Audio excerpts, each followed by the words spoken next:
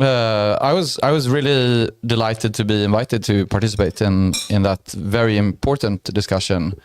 All countries are really at crossroads for how to react and strategize and be proactive around AI. Exactly. Yeah. But as a listener, I felt that you had in your head a mission. What was the key message that you wanted us to hear? If you now forget about the meeting, what was your thinking going into that meeting? I really want to get this across. Yes.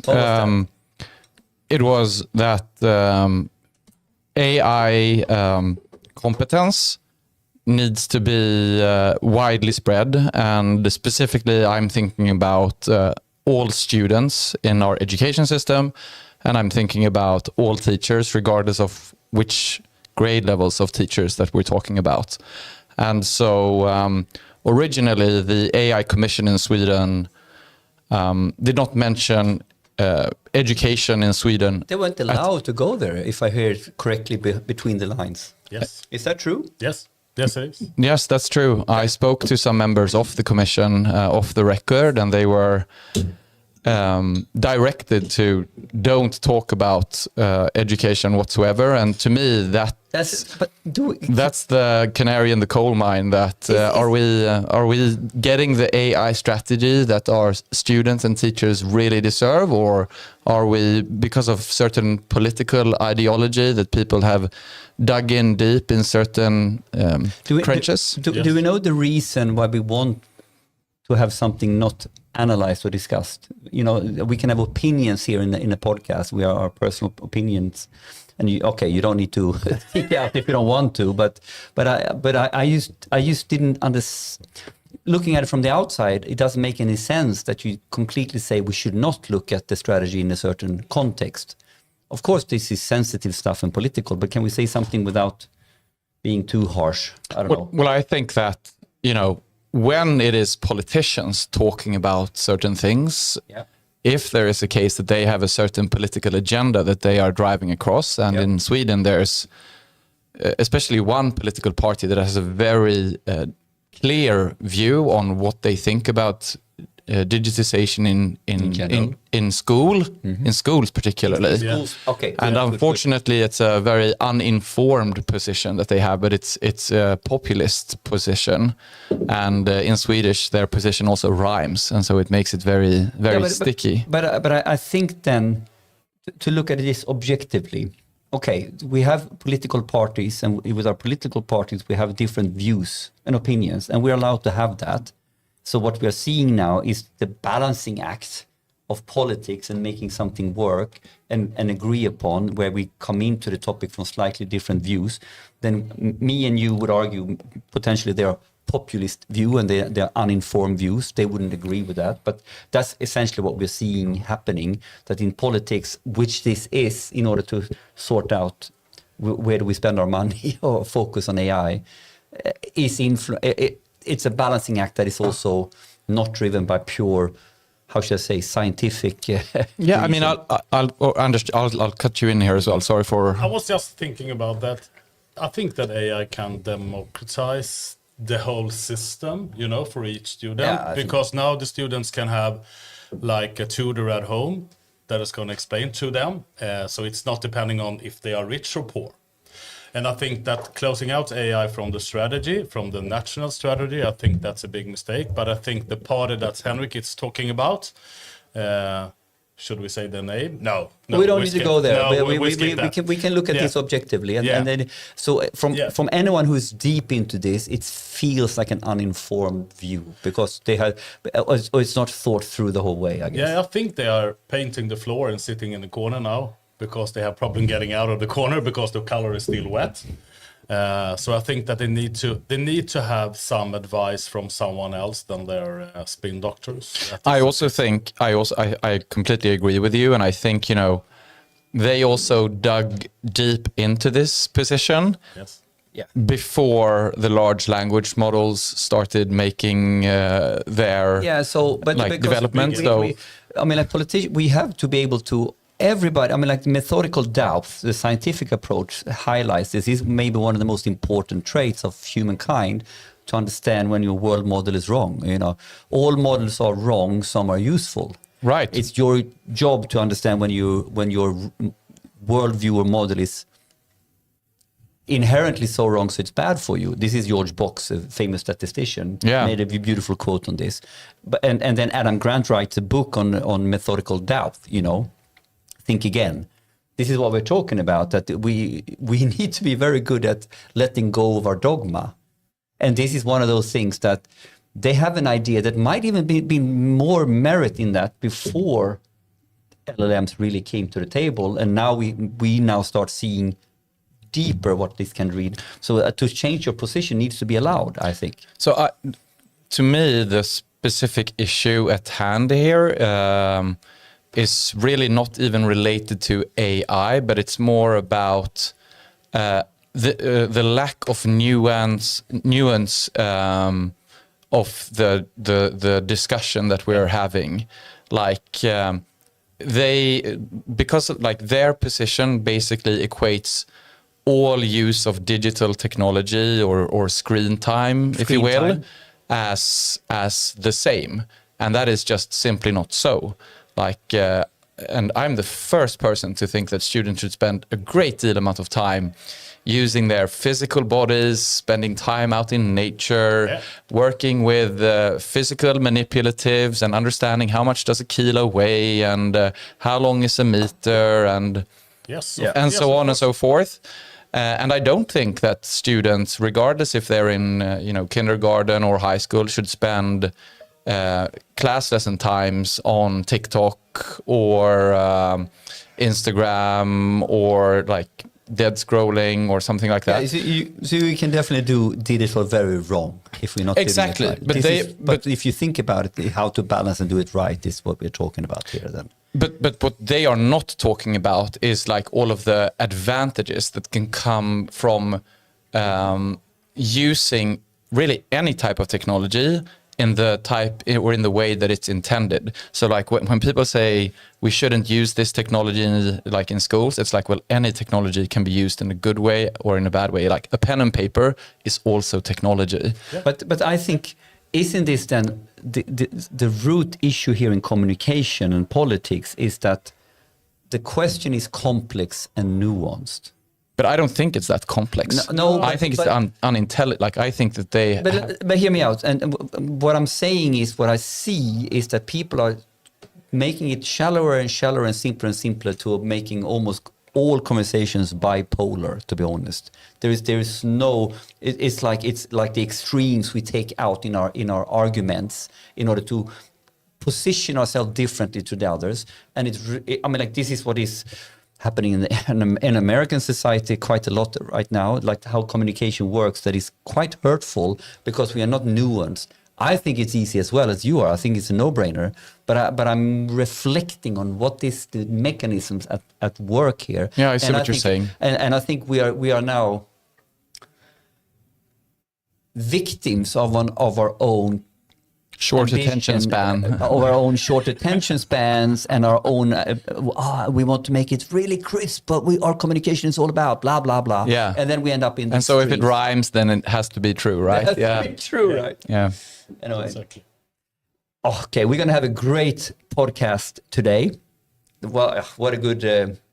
Yeah, I'm excited. This is fun. Intro. Yeah, and so with this, I really want to welcome both now Henrik Appert as our main guest, and now we have a guest host in Anders Enström. Yes, thank you for having me. And the theme, I think is let's put the theme on the table, because what we're going to talk about today ultimately is AI and the future of mathematical thinking and learning. So we can start in how we learn math and how we can do that better.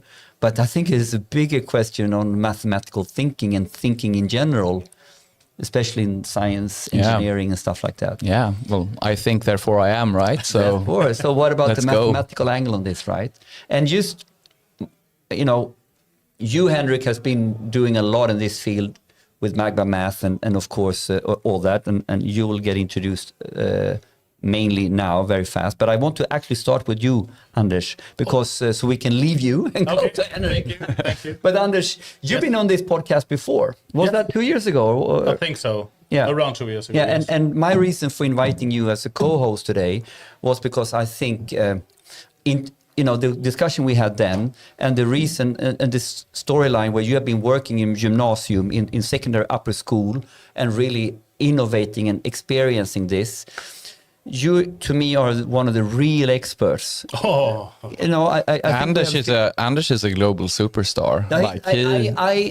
You're a global superstar. You are associated. Was it Apple? You're an Apple advocate in terms Apple of distinguished educator. Yeah. So it's the point is this: you're a distinguished educator, which is a very, very hard position to get from Apple. Because they are looking at how we innovate education with technology. And of course, Apple wants to sell Apple, but they are actually wanting us to do better education. So that's cool. So could you just give us the 1 minute version of you, so to speak? And then we're going to move over to Henrik. Oh my God. Teacher since 25 years back, and I have been teaching math and science. Henrik has been visiting my classroom as well, with a bunch of guests from US, I think. Yeah. Yeah. When did you guys meet first time? It has to be some conference back in 2019, maybe, or something like that. Maybe set. Yeah, maybe 18, 19. Yeah. So used to paint the picture that this is a good mix we're having. Yes, here. it is. And now I'm holding lectures pretty much around the world. Yeah.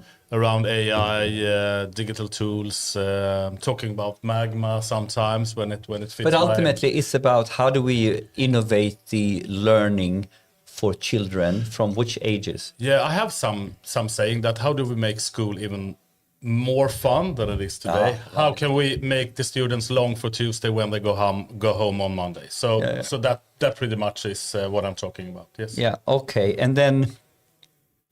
I mean, Anders, you have some pretty amazing outcomes with your students as well. So I just think it's worth a minute talking about, the impact that you've had on a lot of lives, on students. And I hope that I have impact on my students' lives. And I think that it turns out when they are reaching out to me after they have left me for another school or another education system.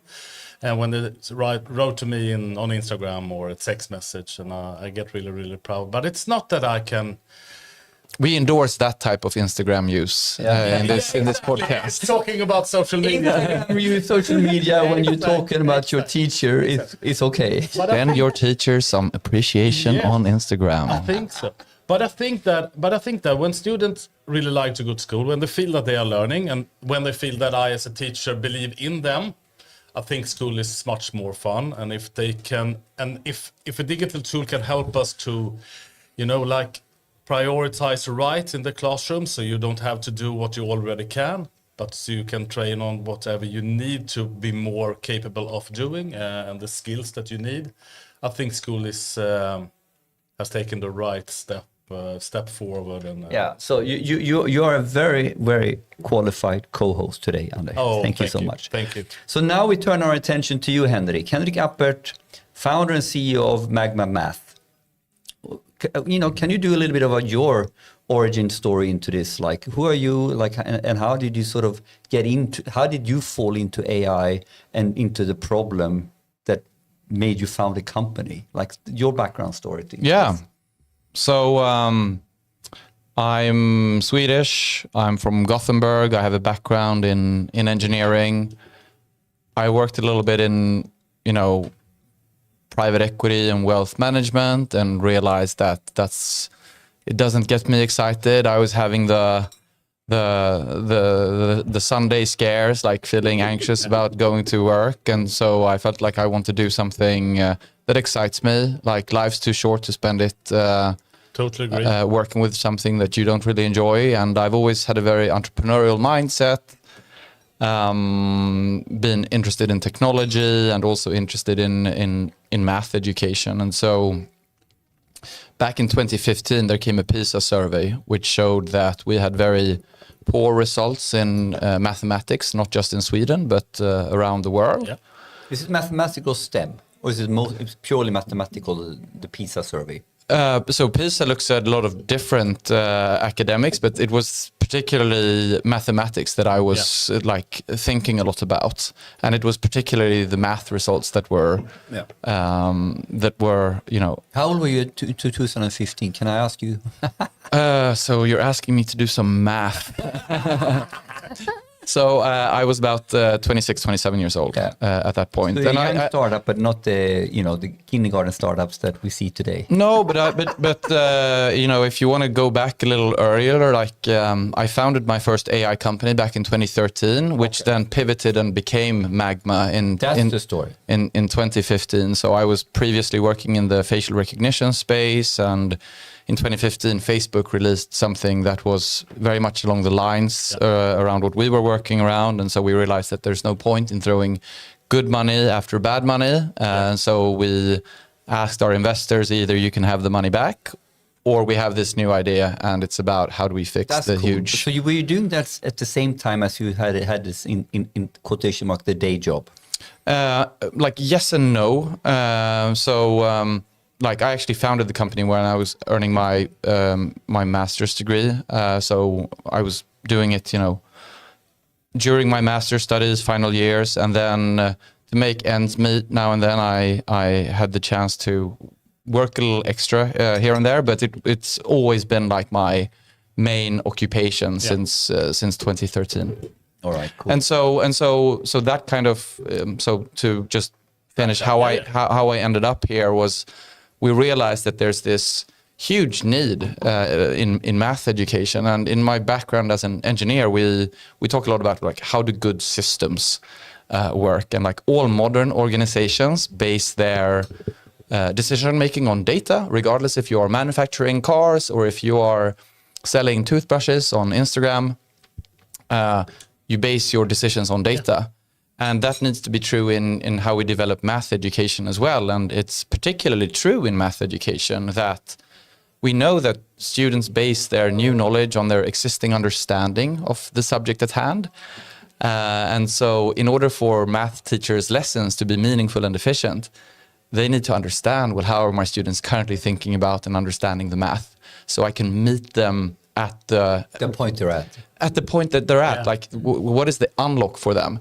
And what ends up happening when that doesn't happen is that teachers progress at a faster rate than the students are tagging along with.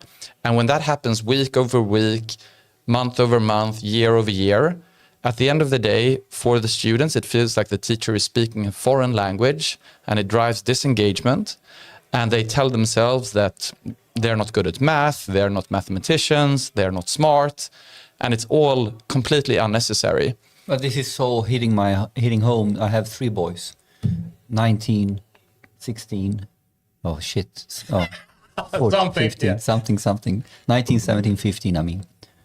And of course, each individual having different ways of, succeeding and organizing in school.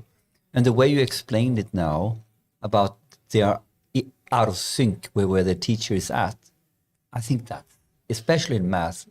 Yeah, and math have some kind of thinking about how true that is. And math have some kind of status in education system of being the most important subject. I met a lot of math teachers that are, like walking around in the hallway. I'm a math teacher, so yeah. But it's a subject as all subjects are. But you need to find the trigger in each student, and I think that data analysis could be one of the reasons or one of the purpose to get there, because it's so much easier for the teacher to get there. And I love, Henrik, you called it it is a language. I mean, like if you think about it as a language, it is a language. Yeah, of course, it is a language. But if you think about it, like you go to you go to Spain, you go whatever. I might know some Spanish, right? But if a local guy shoots off in 120 million, words per second, of course you can't follow, right? So to clarify, math is a language. Math is a way of thinking, and therefore we need to make sure that the way we are speaking about it is at the level that you can speak that language. Right. It makes total sense to me. And I mean, I would argue it's a language that, it's the most by definition, math is a logical That's language. the universal language because it's the laws of physics. It's the way we are built up. Blah blah blah. Science. Exactly. So it becomes very fundamental if you're not speaking the most universal language. And I would argue that it develops our logical and critical thinking when we develop our mathematical thinking and our ability to communicate mathematically. So if we're striving towards a population or as a country that we want our citizens to be informed, to be able to participate in the in the dialogue, to make decisions for themselves as well as for society. Yes. If we want them to be able to distinguish between misinformation, like these are all muscles that we train when we train.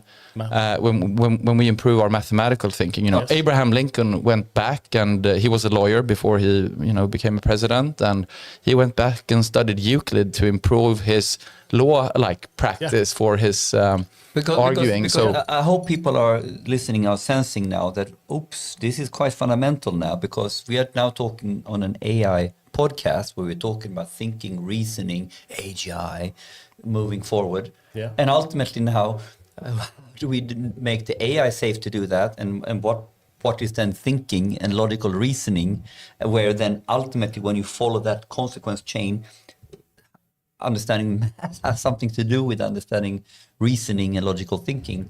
This becomes huge. I want to move into the question, what was the main first problem that you're almost going into, we need data on the understanding where we are. But was that how you shaped the first problem statement when you founded? What was the original problem you're trying to solve with Magma? Yeah, so literally the problem was, the PISA report was the wake-up call. Mm-hmm. And then in Sweden we have something called national standardized exams. We have them in year 3, 6, and 9, and we have them in 3 core subjects, English, Swedish, and mathematics.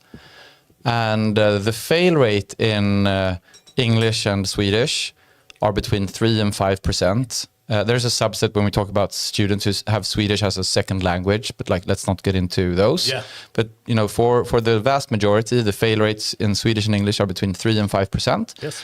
And in mathematics, when we started, it was 18%. So almost 1 out of 5 students not achieving a passing grade in mathemathix.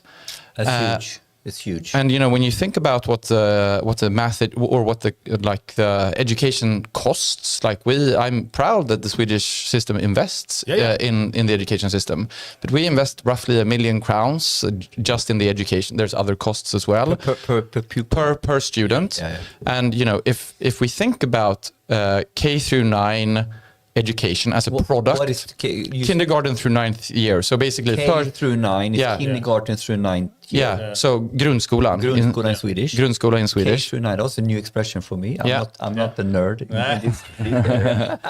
We will do the nerd thing. So I love you nerding on school stuff. Yeah, I can nerd about this all day. How many hours do we have? You know what? We had podcast running 3 hours. Okay, let's see how long we go here. 2 hours is a good. Let's see what we put our listeners through. We actually have over 3 hours. We've done it. We've done it in the past. But anyways, so K through 9 education costs roughly 1 million crowns per student. Yeah. And if you think about this as a product and imagine a silly factory where you are producing a product, and every single product that you that comes off the assembly line, and every single product costs 1 million crowns to build, and 1 out of 5 products is defect. This yield, now I'm going to nerd with you, this yield in manufacturing would not be acceptable. If you were the factory manager, it's not acceptable. If you were the manager of that, you would be out of your job very, very quickly. Yes, and I don't understand how we have been accepting this year after year after years. And the thing is, it's a whole lot worse because these are individuals that we are talking about. Yeah. We are not giving these students the start in life that they deserve. Math is the single best predictor for future academic and professional success. So if we are serious about providing all students with a start in life that they have a right to and that they are capable of, we need to get math education done right. And it's ultimately a question of equity. Yes, can you? yes. Sorry, you go. No. No, because my question was a little bit like, if I'm very, very cynical, like Scania has been one of my biggest customers for years, manufacturing. Yeah. And if we had a problem in Scania and we look at the manufacturing, and let's say we have a 3 to 5% yield in the gearboxes we build, and we have 80% yield, like can't use it, can't send it to customers, throw it away. In the engine, I mean, like we would look at the fundamental yield and how we understand our business, red flag, or as Scania would say, golden arrow, to fix the things at least to the level of the rest. You know, and what I'm also thinking about in this context, that we should do AI everywhere and blah, blah, blah. But just looking at the data, the 18% failure rate in math, and this is the actual fundamental 3 core subjects we are teaching. This is why it's so simple to put efforts here to get that to par with the rest. Then we can talk about fine-tuning the system further. I think you do some kind of, question after each school year.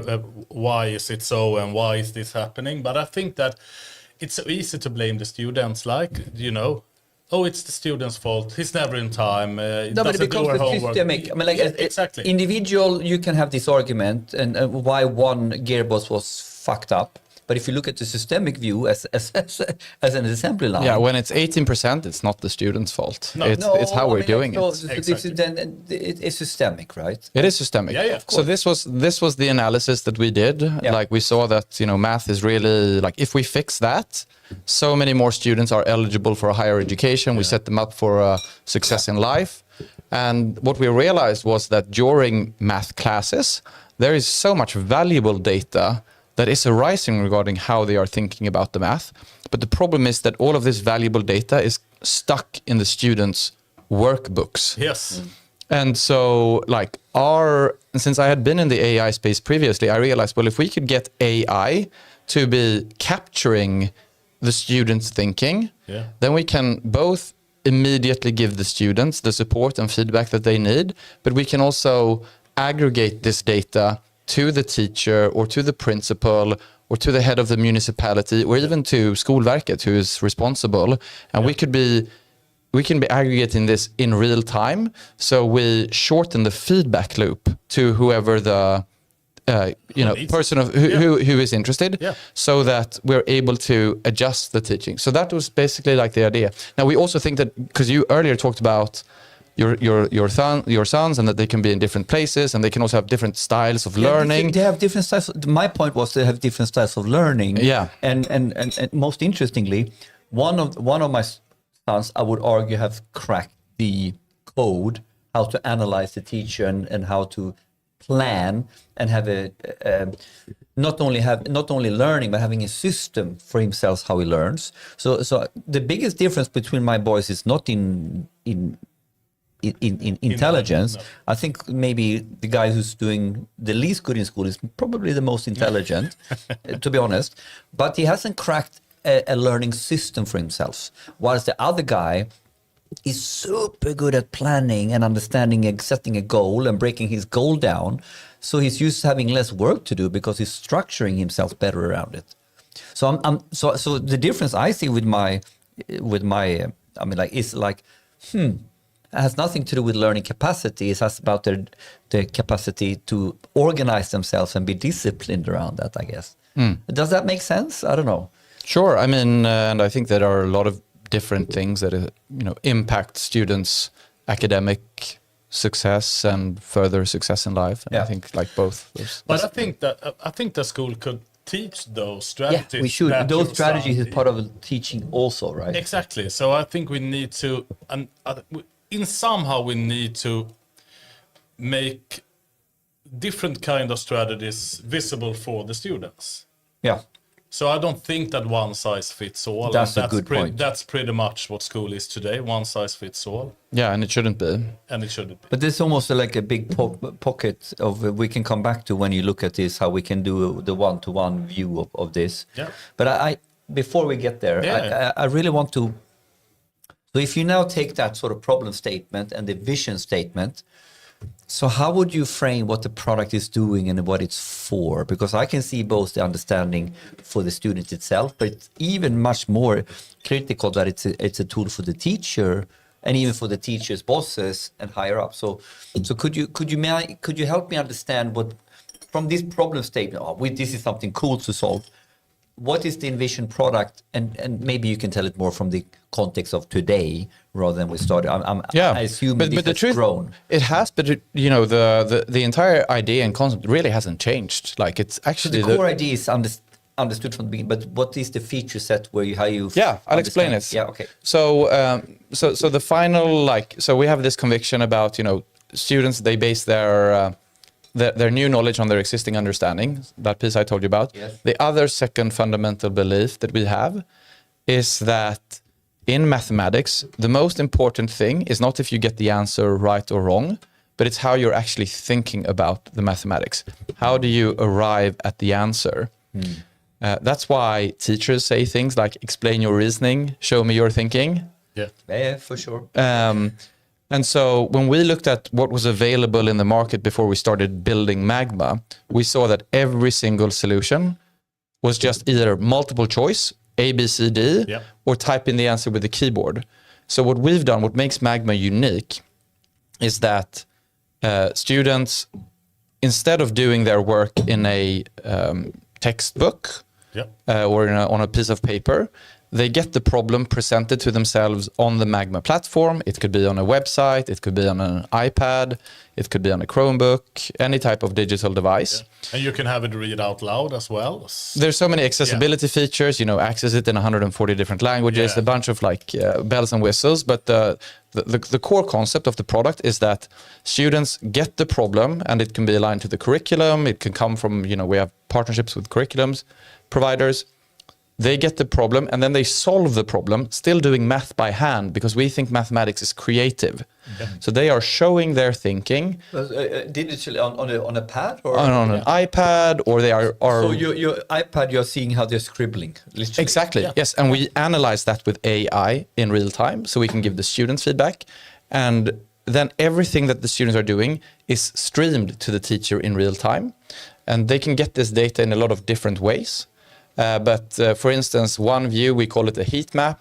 There you have all of your students, you have the problems, and the teacher can immediately see, okay, here's a student that's quite struggling with the concept that we're working with right now, or here's a problem that several students are struggling with.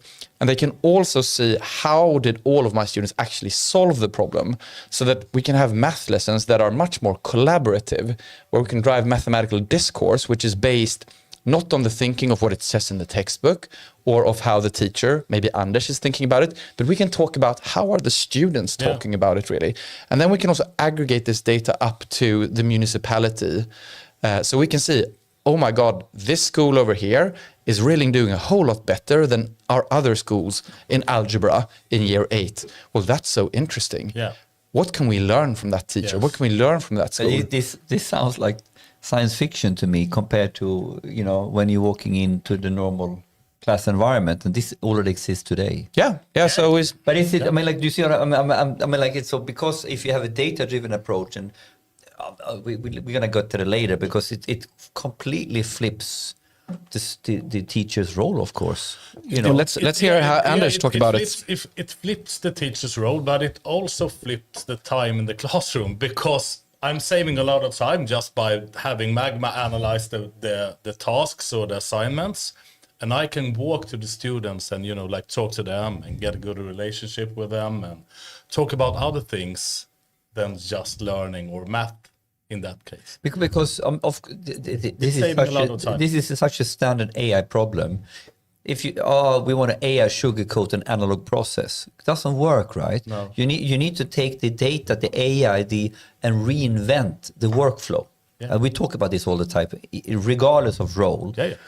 So this is such an interesting thing, right? Because what you need to flipping is the wrong word. You need to reinvent the workflow around math, and maybe even adjust your objective function of how you teach. Yeah.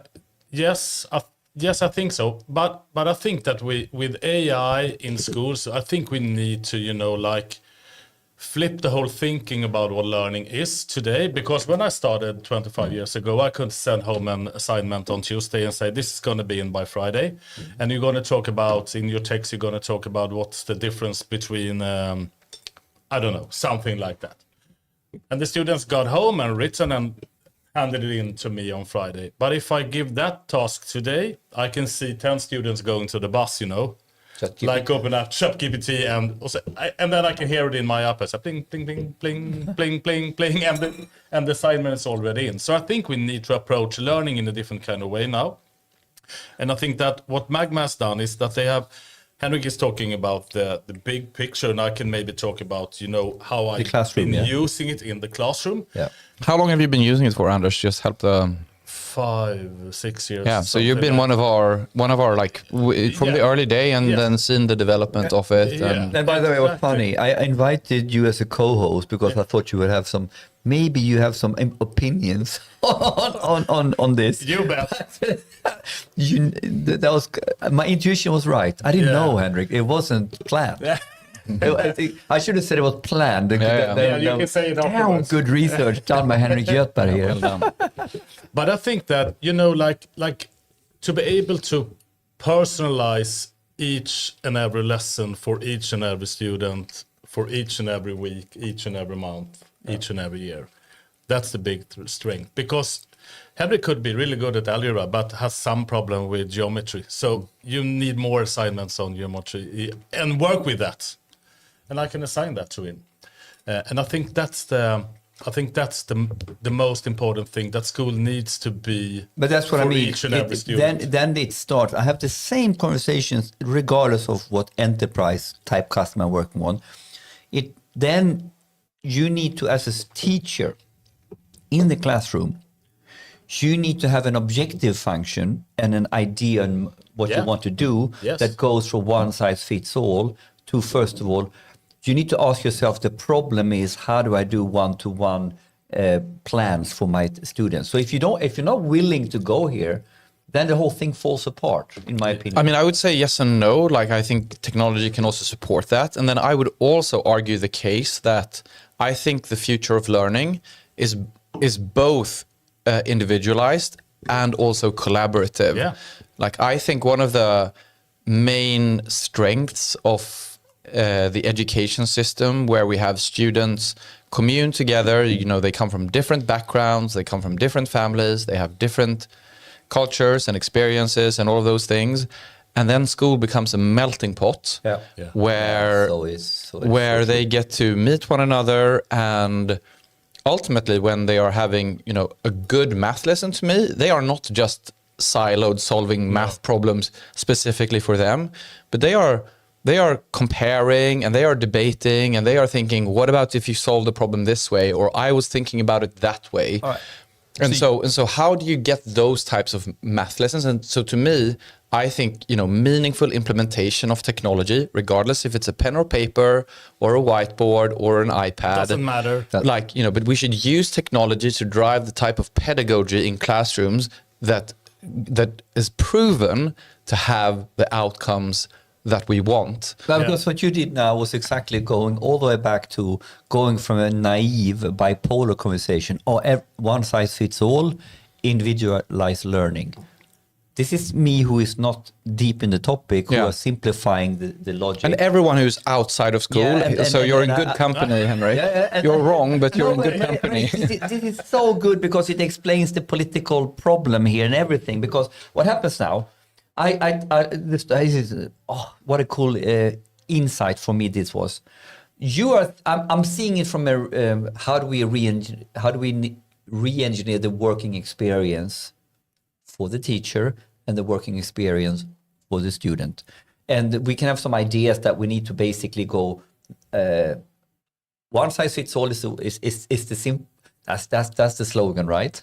Or one-to-one for, that's a different slogan. And in reality, you are highlighting that actually we want to learn as a group, the sacredness of the classroom we will talk about later.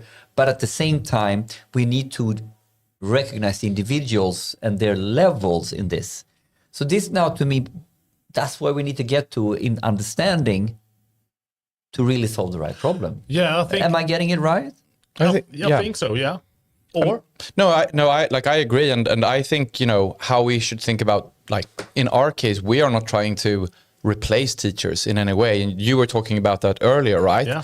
We're like, we think about teachers as the most valuable, important person, resource in the classroom, and then some, like, if you just break it down and put all of the activities that a teacher does during a day, during a class, there are those activities that add value, and then there are those activities that they have to do, but doesn't really add value. And to me, value adding activities for a teacher are things that are advancing their students' like emotional or intellectual intelligence, comfort, curiosity. These are things that teachers should be spending their time on, and they shouldn't be spending their time standing by the copying machine, printing out 30 different worksheets or grading things that we can use technology for. Could we do now a small sidestep? But it's not a side step. But could we now peel the onion one layer and talk a little bit about what is the AI dimension in this? What can AI? What makes this not doable without AI or data? Like if you go into a core system and if we didn't have AI to understand what they are scribbling, we couldn't. You know, what is it AI unlocks in this perspective for Magma? So again, like, we've been built on AI since we founded the company back in 2015, and then of course, like, with more advanced models, we can do more advanced things. But it's everything from handwriting recognition. Okay, so handwriting recognition is a core feature that we need to figure out. Okay, what are those things that are really AI driven? Because it's also about making a great thinking and system and product. Yes. But what are the core AI features in this that we need to have that this cannot really be solved without analytics or AI? Yeah. So again, like, handwriting recognition is one of these things. There's text to speech. Yeah. There's speech to text. Yeah. There's just like different language. Exactly, language, like translation features. And then heat map, so this is AI sort of machine learning stuff, and then we have the stuff that we're used visualizing data in very smart ways, which is very powerful on its own, right? Sure. Like the heat map and all that. Yeah. I mean, like, how do I make an insight pop? Right. You know, in a table in Excel, I don't think it pops there. No, I think it's stuff like this. No, but I think it's a great point, and it kind of, you know, it drives to the heart of one of the key things that we think about when we develop our product, because our hero users are teachers. We care deeply about the student experience as well, but really teachers are the hero user at Magma. And so how do we make Magma really easy for teachers to use to have great math lessons with their students? Yeah. And just like students are on a broad spectrum of how they currently understand mathematics, teachers are on a broad spectrum of their technical, digital, AI current understanding or abilities. Or skill. Skill, exactly. So we try to, like, how do we make, to your point, how do we make the core insights or the like turning point insights, how do we highlight those and make them actionable? Because you can drown in data. Yeah, you can. And the point is really, well, what is the, like, one or two things that we really want a teacher to realize in this particular moment? My word of, we want the insight and action to pop, right? Exactly. So we want it to pop, and we want to help them, like, well, what do you do with this? Like, here's the insight. Here's the insight pop. What should I do with this insight now? Yeah. What is the remediation? What do I do? Do I talk to an individual student? Do I go and differentiate my instruction? Do I create a small group together with another student who has thought about this in a different way, and I put them together and talk about it. Like, there are so many pedagogical strategies. Yes. And so to bring it back to, when we're talking about the AI Commission and how they're leaving school out of it, I think if you look deep at what it is that we're suggesting here, it makes a lot of pedagogical sense, and they wouldn't argue with that. And give me, who has not used the tool at all, can you give me a picture in my head? What is the essence of the student experience of working in such a tool or such an environment, and what is the essence of the workflow or the teacher's experience? Sure. So a teacher can create an assignment. They have access to material for all different grade levels so that they can differentiate and meet their students where they're at. These can both be problems that they've written themselves. It can be problems from the Magma database. It can be problems from a curriculum that they have purchased or is available for free through Magma. Standardized exams. Standardized exams is a good example. Great, right? Another great example. Standardized exams, previous like national standardized exams. And so they will create an assignment. And this assignment is available for their students, and it can be one single problem or it could be 50 problems. Like, it's really up to the teacher. So we put the teacher in control, and the student will log on to their platform. They can see the problem. They can show their thinking. They can use AI to get support to solve the problem. It understands their thinking, so it can highlight to them where they are making mistakes.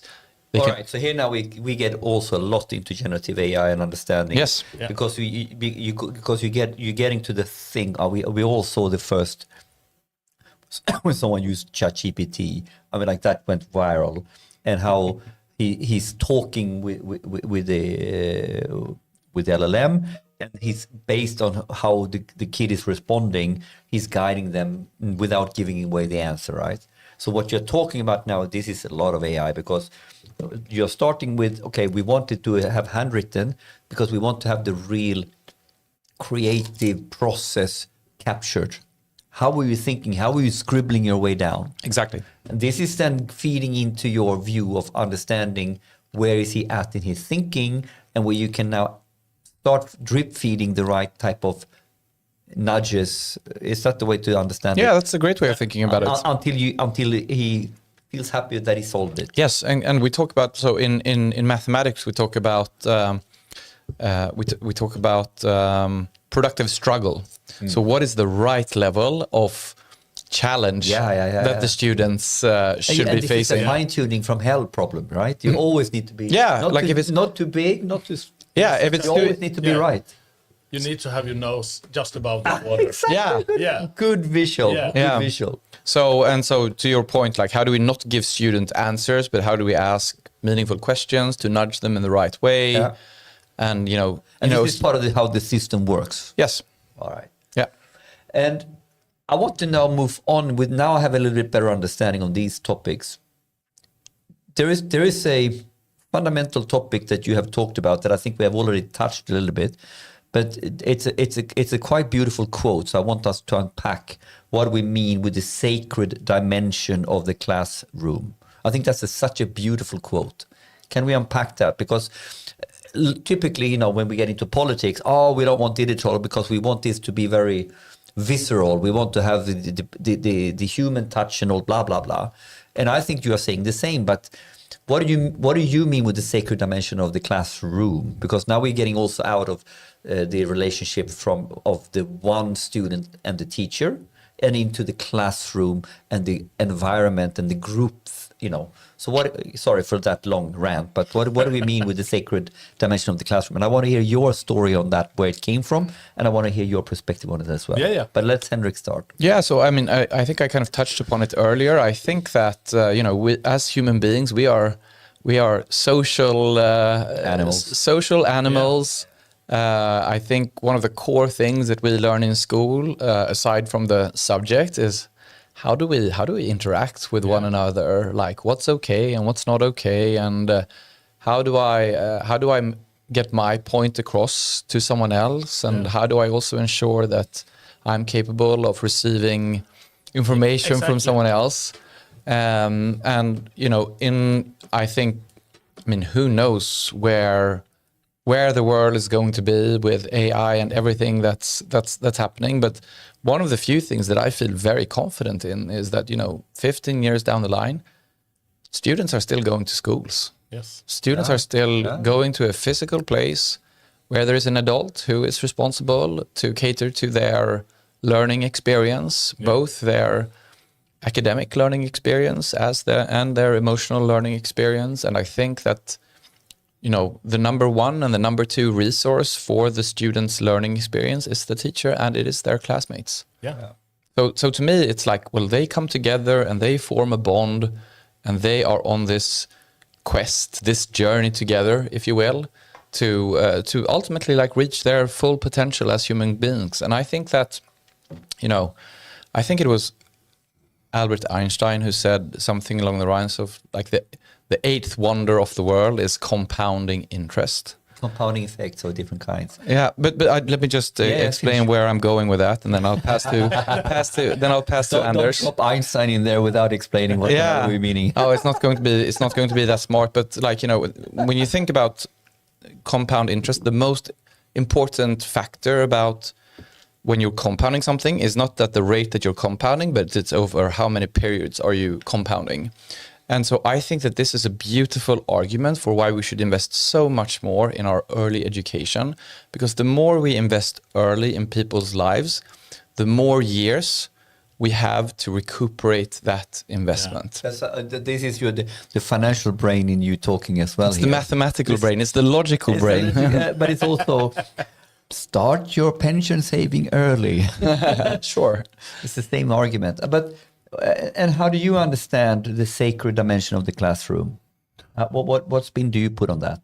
I love that expression, by the way. It's so many dimensions in a classroom. It's 30 students in one class from different kind of homes and different kind of nationalities and different kind of feelings and different kind of well-being. So it's a huge range of dimensions in a classroom. But I think that we need to talk about more than we do today about students' well-being and how students interact with other people or other students as well.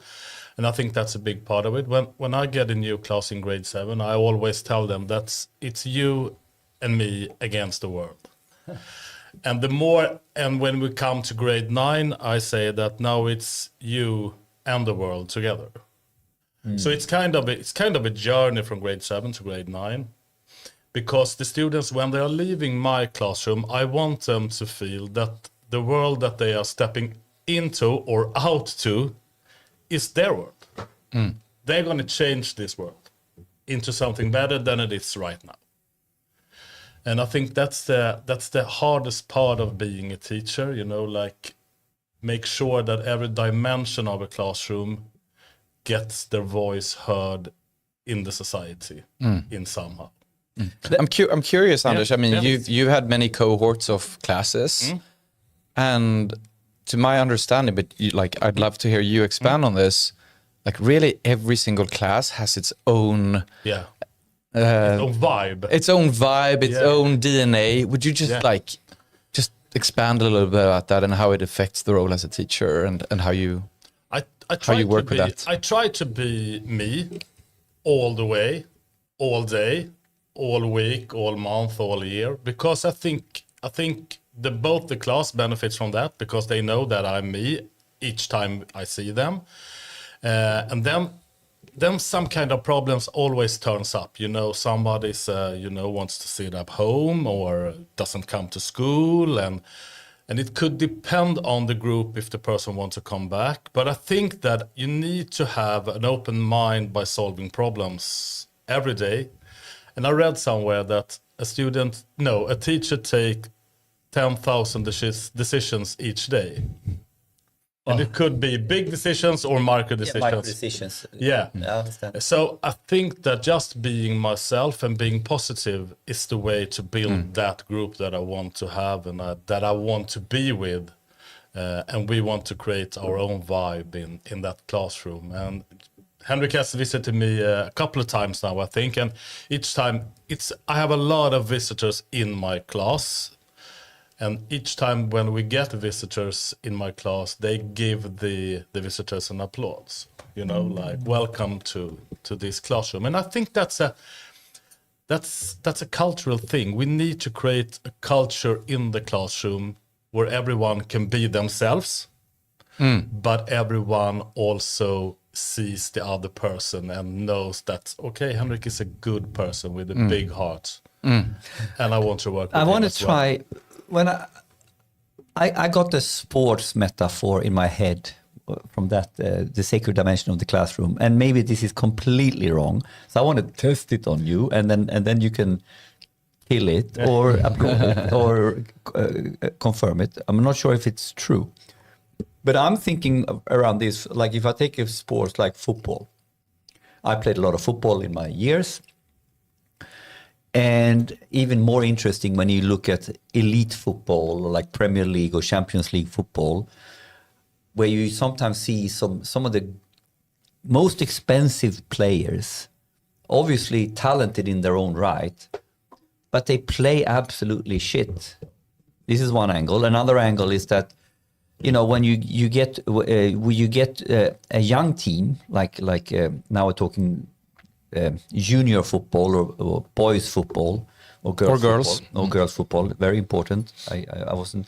Then you get to the point where I can try to teach them exactly a system, run this, without having the creativity, without having the understanding. So where I'm going with this metaphor is that I want to try on you is like, we need to create the culture. We need to create the greater than the whole. It doesn't matter if I have all the different individuals. They can get to one level on their own, but they can get to a dream team status by how they're working themselves.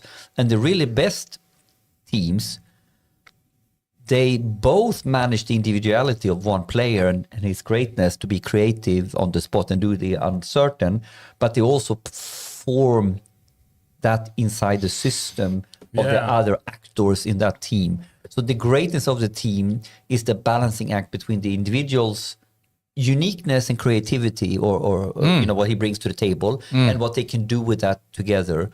And so the whole metaphor then also becomes the whole thing of the coach, of the teacher. How do I bring out the best of the team, and how do I build a team? I.e. peer learning takes us further potentially than individual learning. I love that metaphor. I think it does it work? I think it works. I mean, you know, Michael Jordan wouldn't have been Michael Jordan without the Bulls, right? And the Bulls and the Pippins and them and if you that's a great story, right? But what is the contribution from the coach, from Michael Jordan in that classroom, in that gym? Does it work? Yeah, I think so. Because I have a saying, when I was a teacher I have to count my son's age now, but 15 years ago, I was a teacher, but I also trained a soccer team in a small city, small town just outside of Stockholm that's called Skogås. And we were just a suburb gang from Skogås playing soccer, but we become a group. You know, we become a group. There was some plays that were better than others, of course, but we won the Pojkallsvenska, 15 years old. A small team. We beat all the big ones, you know, like Brommapojkarna, Hammarby, Djurgården, and whatever, because they were taught that when you're here, you're working hard and you have to be nice. So work hard, be nice. That's my mantra in the classroom as well. Work hard and be nice, and the world is open. I think it resonates, and I think if we talk about, I think if we talk about growth and we talk about student growth, but really growth in any dimension, and I can connect it to my entrepreneurship, but I really think it goes for anything. I think that, you know, daring to fail, and how do you create a circumstance where it's okay to be wrong, and then fix it and pick it up. Exactly. And I think this is one of the challenging things in mathematics as well, because it's like, since it is, you know, there is a right and wrong answer to a question, and so students can be very tough on themselves, and if they get an answer wrong, they're like, I'm no good at math. And, you know, if we can foster a mentality in classrooms where being wrong is like, this is a great opportunity, and how do we learn from here? And like, how do we train grit? How do we how do we develop perseverance? All this stuff you could take immediately and put that in a football team. Exactly. Yeah. And so I think it's one of the core traits and core responsibilities of a teacher to like, how do we create a safe environment? To try things out. You need to dare to be a player. Yes. But you need to dare to play. Yeah. If you're locked down and I don't dare to make that pass, it doesn't work, right? And at the same time, you will, like Jordan says it better than any way. Michael Federer says it better also. You know how many balls, like in tennis is interesting. You look at the game they win, right? And then look at the stats of how many points he won. He fucking won. How many points he lost, and the failure rate in each game. Yeah. So Federer did this beautiful speech, you can find it on YouTube, when he talks about his failure rate in each game. That is grit and psyche to use win, because when you look at it that way, he wins the game and it looks impressive, but he wins around 80% of his games, but he won like 55% of the points, or 53% of the points. So he wins 80% of his games, but he hardly points wise. It's not that big difference. Yeah. So he wins the points that matters, and he treats every point as like, this is the point that I need to win. Yeah, but it's interesting then, because it means we need to be set up to deal with failure, and we need to learn from failure as a group and as an individual. But I think there's a teacher tip for that, because I've been using Magma, of course, and you have a whiteboard in Magma where you can project it on the screen, and you can, as a teacher, write on it.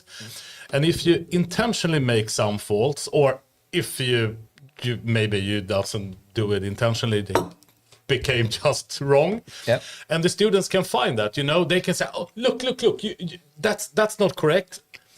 Okay. I also make mistakes, and let's you go use the from technique. Here. Yeah, because it's like it's a teacher tip. So every teacher love that. Use it. We love that type of pedagogy. Like it's called in English. It's called my favorite no. Like what's a very common mistake? Yeah. How do we learn from it? Yeah. Exactly. And it drives engagement as well. But yes, it does. All right. So this is an AI podcast. We've been far down the math classroom. So now let's take it back to AI and technology and invention. And let's take another angle on this right now, because we have now been painting a picture of, this could be great, this is fantastic, blah blah blah. But in reality, regardless if you're in the classroom, or if you're in public sector health, or if you're in an enterprise, the fundamental challenge is, of course, adoption and getting started from scratch. And also understanding, what is broken with the current way we're doing it. Sometimes we're arguing, I don't want this AI stuff, la la la. But we haven't even recognized what is broken with the current workflow, whatever. So let's talk a little bit about the real context, the real environment here. In what way is the current way of teaching math not broken, so we need to go in this direction? We are painting a picture of a vision, but I want to take a step back and understanding what's the context we're in now that we need to change from, and why is this change hard? So if I flip it, the way the fundamental system is set up around mathematical education today, and the way we are doing it in our classrooms on average, we all want to be better, but what are the fundamental things that we are making different when we're going in this direction now to where it is? That's where I want to start. Do you want to go first, Anders, or should I?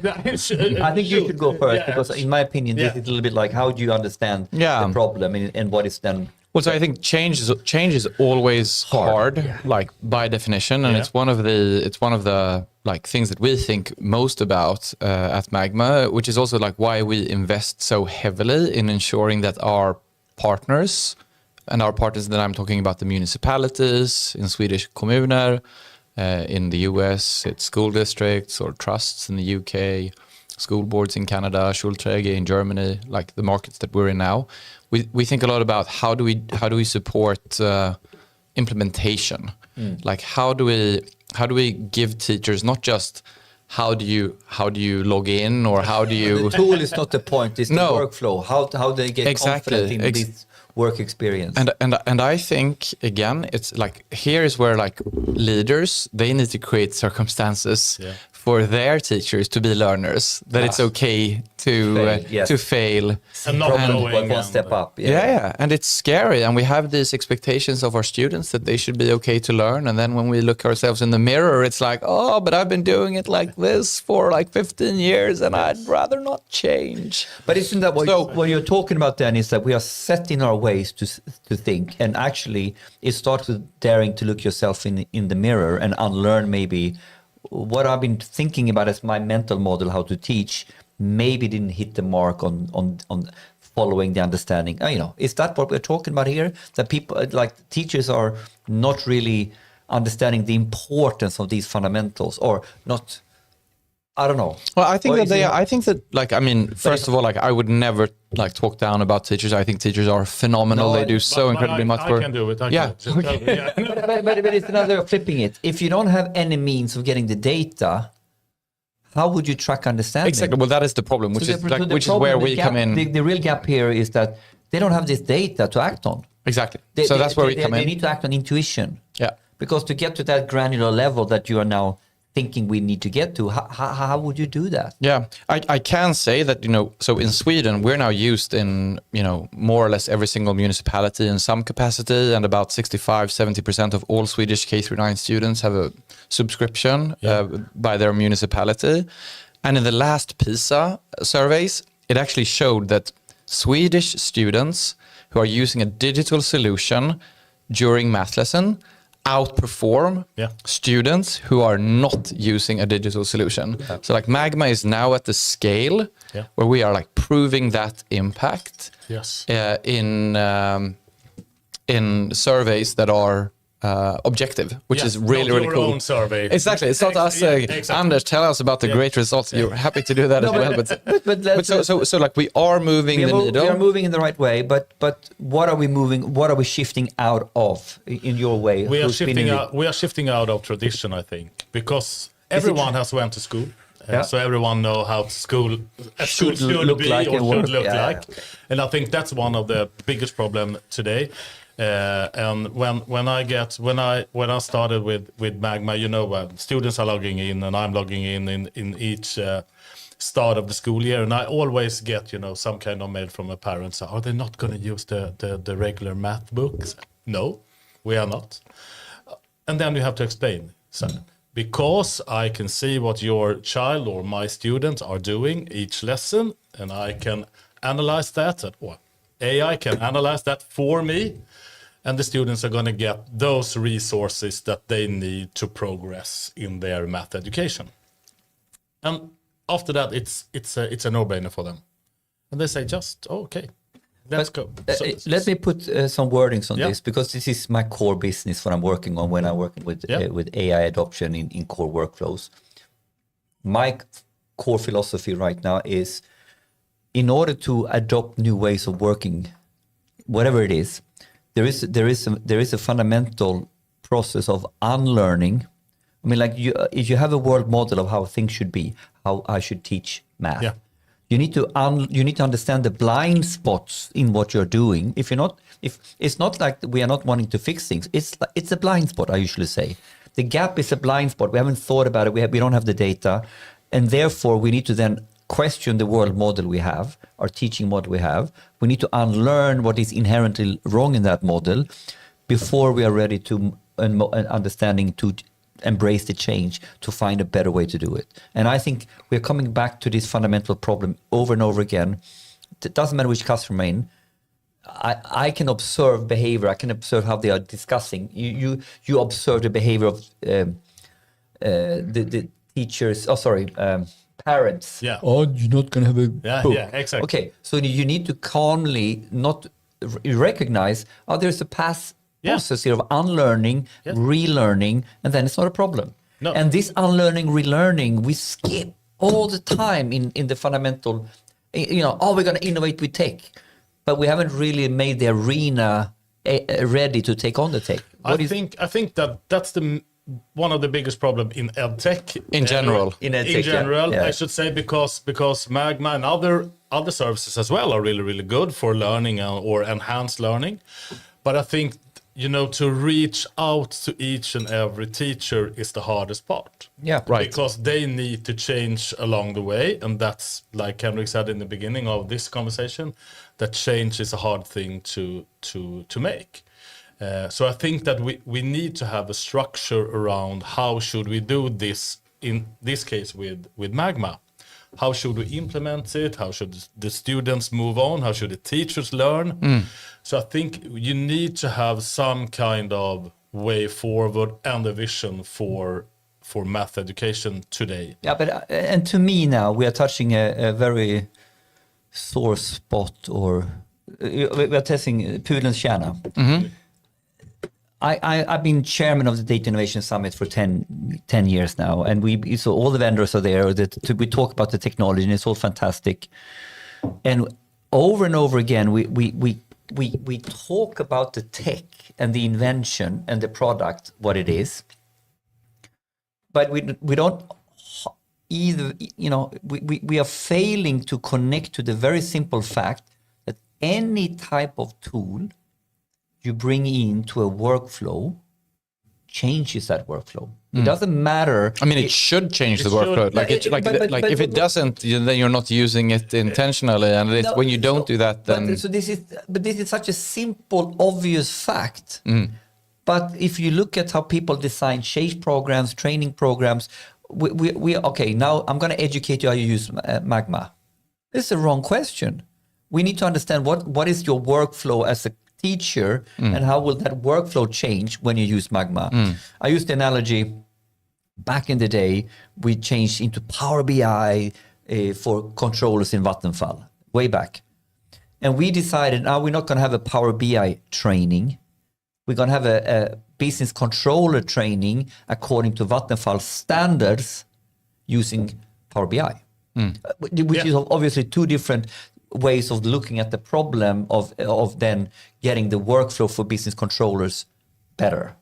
And I think the industry, we are failing miserably in this, that we are looking at the invention, but this is Joseph Schumpeter, 1940s, distinguishing between what's the invention versus the new doing. Innovation is to figure out the better way to do things. The better process, yeah. So this is focusing on the teaching process. This is new doing, and then what can boost that way of doing things differently? Right. That's the boost. That's the product. Yeah. So we are talking about products, but products are only employed in order to do new doing better. Yes, I mean, and this is really like one of our sticking points has really been there's no intrinsic value to digitize for the sake of digitization. Yes, exactly. The value comes from when we improve our processes to get the outcomes that we want. And so in Magma's case, we try to solve this in part by working really closely to our teachers. To work with them to influence the way they're thinking about the workflow. But also for them to influence us so that we design the product. Systems that fit. Exactly. Yeah.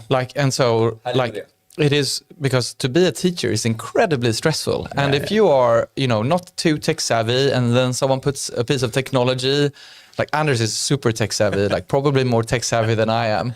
But so if someone puts a piece of technology in front of someone who's not very tech savvy, and they don't know how to use it, and it's a stressful situation, it's very safe to go back to let's turn to page 56 of the math book and keep doing the problems.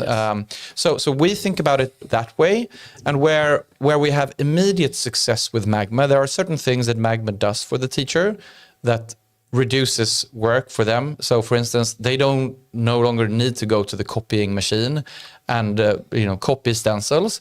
They don't need to relearn that. They have no natural inclination to now I'm going to go and stand by the copying machine. Exactly. So those things Magma solves automatically. Yep. Where we together with our partners have additional work to do is, how do we support teachers in, great, now you have all of this data. Now you can see the students thinking.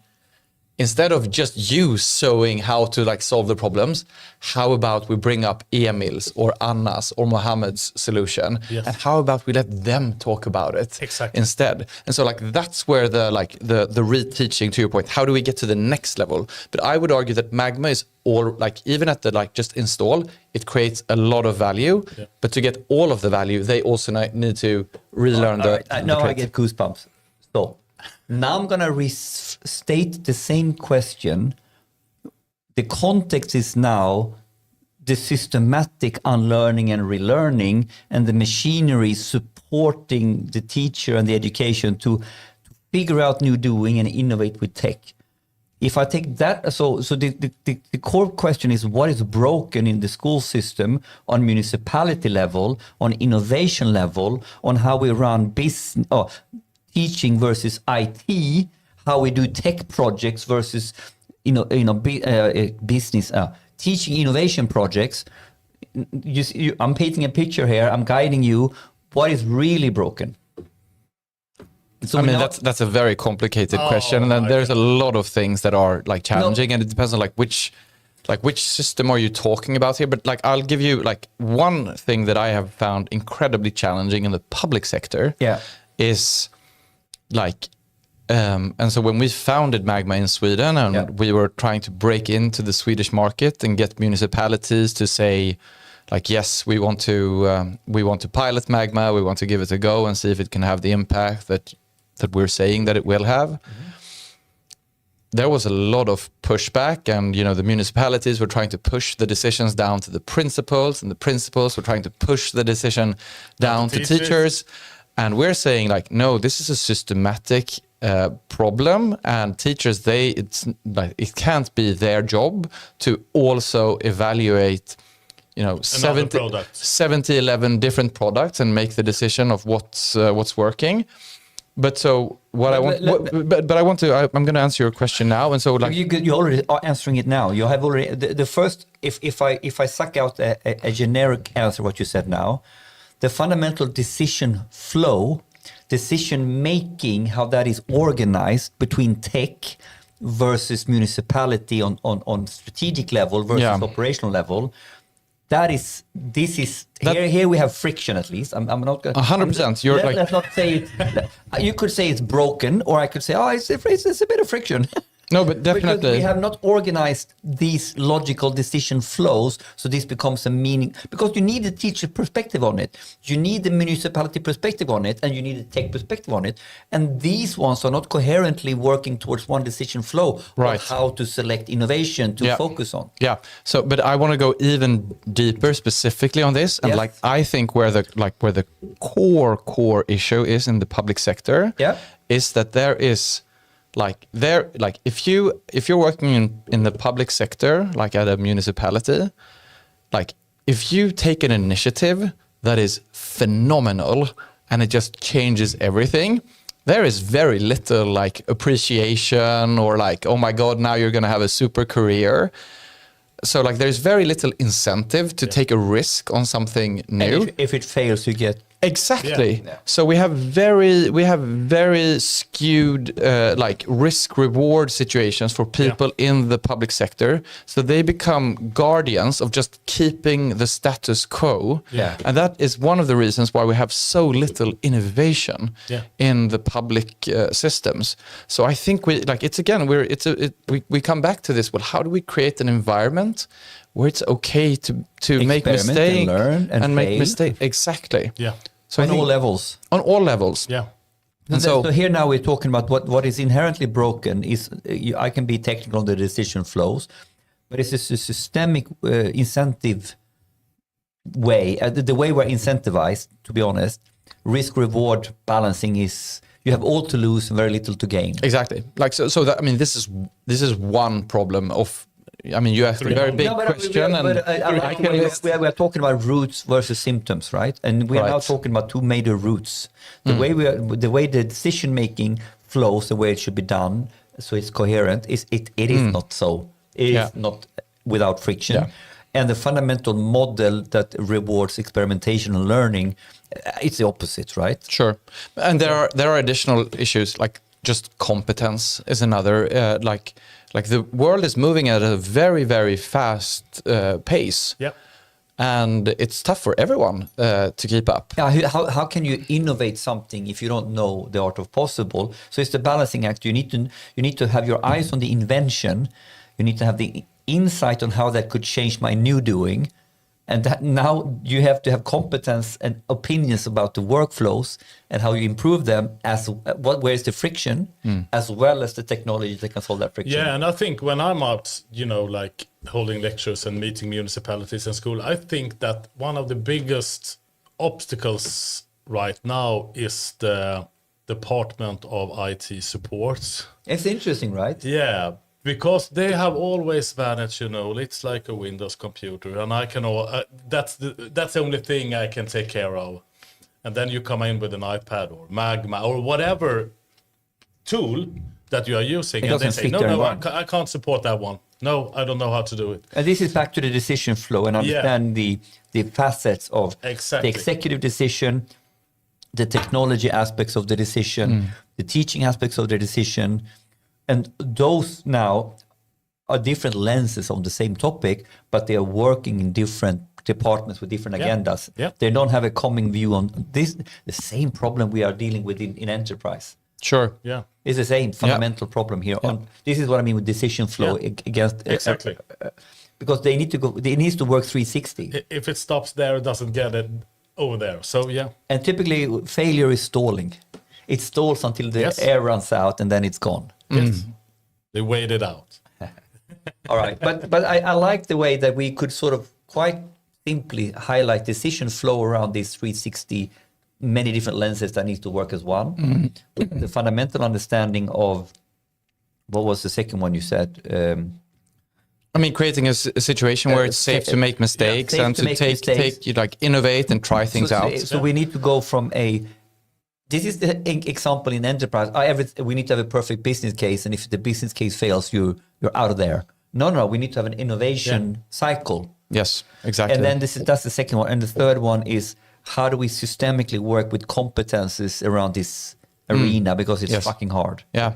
But I would also, I also think specifically the fact, coming back to why we started, and when we look at the math results and seeing that so many students fail in mathematics, that in that sense, I feel like it's been underinvested in. And then the initiatives that have been done have been more, let's do more of the same. Yeah. And just more of the same. Not rethinking. We're not gonna significantly move the needle if we just but we're gonna do another math initiative, or we're gonna increase the teacher concentration from 17.8 to 18.3, or the other way around, 18.3 to 17.5 students per teacher. We need to this is a systematic problem. We need to change the system somehow. Yes, and they put another math lesson in each exactly. week, and it doesn't matter. Yeah, because the structure of the lessons is the same. If it's an uninformed math lesson, having more uninformed math lessons isn't going to do it. No. So we want and I think if you go into a classroom and it's a math lesson, which is where students are disengaged, regardless if it's with Magma or with a pen and paper or a book or a teacher, disengaged students, this is an example of waste. We are wasting the students' time and we are wasting the teacher's time. Yeah. And so then we need to change things. Yes. How do we make it interesting? How do we make it engaging? How do we get the students to love math? Love math or love learning and just think, actively think. Like a mathematician. Yeah. And so all of a sudden now we're bringing in another dimension of understanding change management, behavior, and motivations. That is also an ingredient that sort of when you build this as a technical implementation project, you're not opening up those dimensions of the problem. So ultimately, you're trying to run a technical implementation where you have massive blind spots. You're set up for stalling or failure. You haven't sorted out the decision arena. You haven't sorted out the reward arena. You haven't sorted out that the competencies are there actually to take this 360 around the topic. and we have not really understood the motivations and passions and that makes people want to do that. Those are kind of big topics that are kind of blind spots when we are over and over again staring at the tech and doing another IT project out of it. I'm ranting now, but do you see it? Like it won't work until we understand the real arena and the real story, what the change project is all about. Because it's a little bit like, my view of this is like, you have framed the project in such a way that you are only looking at this. I usually say like this: if you ask for a project scope, you get a project scope. Okay, but a project dies. So how do we make sure that we continue to evolve the life cycle? Oh, we need to have a product scope.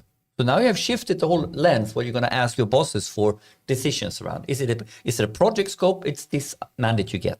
Is it a product scope? It's this mandate you get. And then I say, but the product is only there to be employed to use it in practices.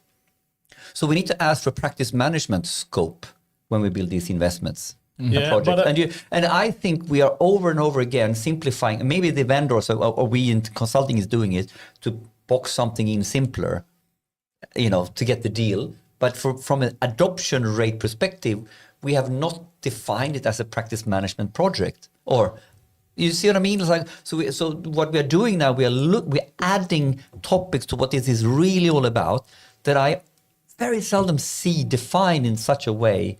When you look at we're going to use Magma now, and we're going to have this implementation plan. I'm ranting, but am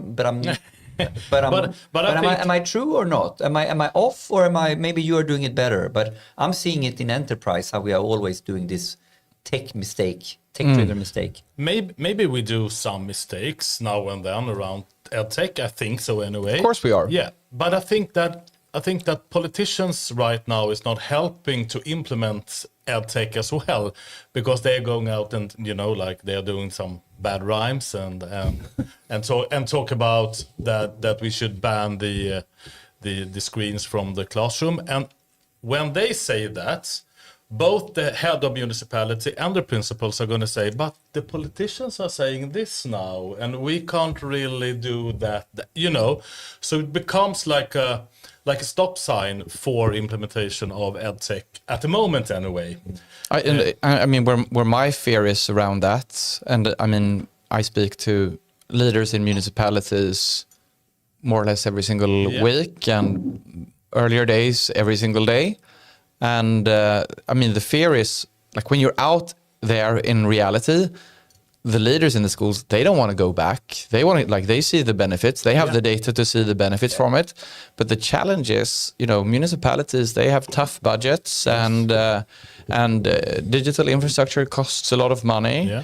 And then if, when push comes to shove on budgets and they're thinking about, okay, well, where can we cut? Well, there's a risk that, they say, well, maybe we don't make digital devices available for kindergarten through third grade or sixth grade or something like that. And you scale that back. And I mean, now we're kind of like full circle to why I was at the event last week, because that is really what I'm afraid of. And I'm afraid of it from an equity lens. Like, I think that AI is this, amazing technology. It holds a lot of promise. It holds a lot of risks as well, and we can get into those if you guys want. But it holds incredible promises for more efficiency, for more human creativity, for faster learning. Yeah. And if we scale the system back, then there are going to be those students who still have access at home. And then there are going to be those students who don't have access at home. And it creates a digital divide in society, and it's a competence divide. And we're talking about a competence in arguably one of the most critical areas for future human flourishing in learning. And so why me? And so I wrote this we wrote a letter to the government, me and a couple of other founders in the tech space, AI space, and we wrote our concerns about this, because we think it's really, really important that it's not just high school and upper middle school that have access to digital technologies and that their teachers have training for it. But we think that all students and all teachers should have training in this, so that when you have students coming in in lower school, or sorry for saying lower school, but in like earlier years or even middle school, and they have questions about these technologies, well, the best way we learn is we experiment, right? And so that needs to be ready to experiment with and try and test and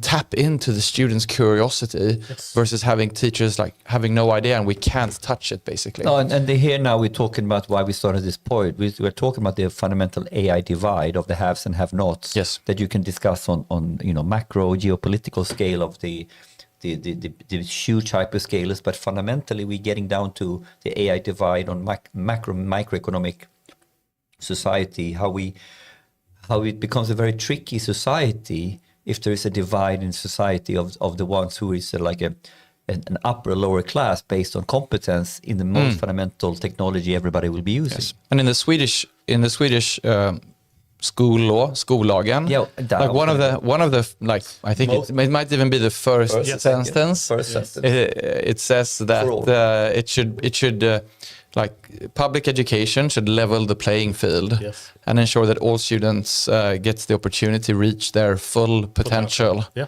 So it's like just based out of that, like, well, how can the AI Commission suggest something where we're like not creating equal opportunity for all students? And but now let's tie this together now, because now we have a fundamental that we need to learn AI and at early age as one core topic here. And today we're having the topic of mathematical thinking and learning. So now we get to the point where, you know what? It's a pretty good idea to know math if you want to understand both AI and how to make AI safe and understanding the limitations of AI. So here now we have, if you go back to the mathematics, it's often described as the core language of science, engineering, technology.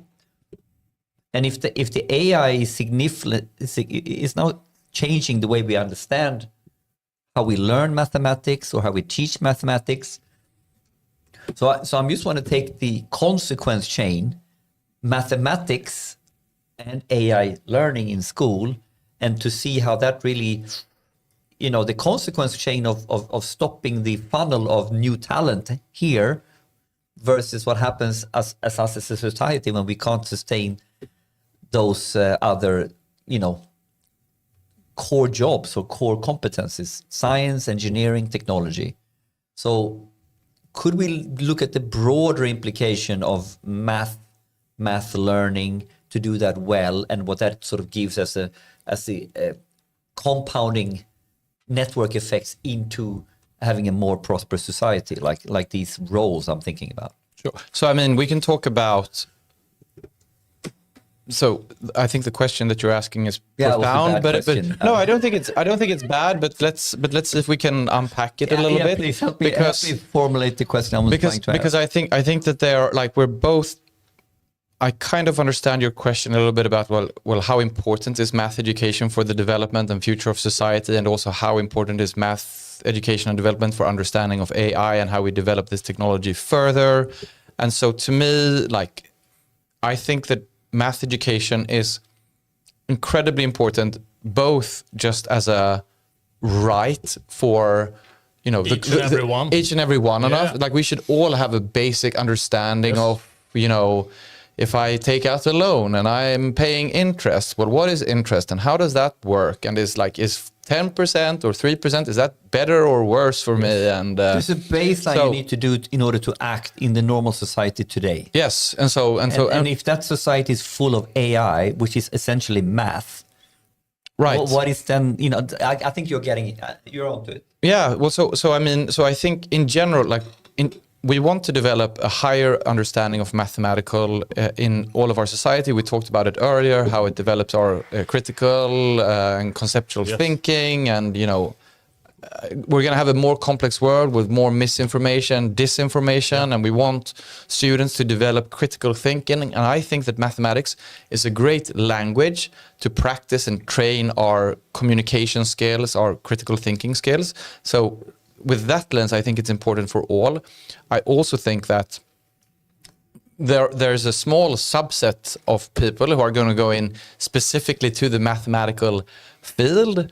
I think if you go back in history, then you've had these great mathematicians where they have been the ones doing the mathematical thinking and the developing of it. And I think when you think about the development of the mathematical realm and our understanding of that, I think that to a larger degree is going to, of course, be aided by AI. And again, like AI is just like it's computational power and its statistics, and so we're going to learn more about the field of mathematics, and we're going to learn more about all types of fields. Yes, we're going to learn more about space. But let me test this, because I'm thinking what we are seeing now, starting in software engineering or software coding, where basically we're getting more and more AI support to do the actual grunt work.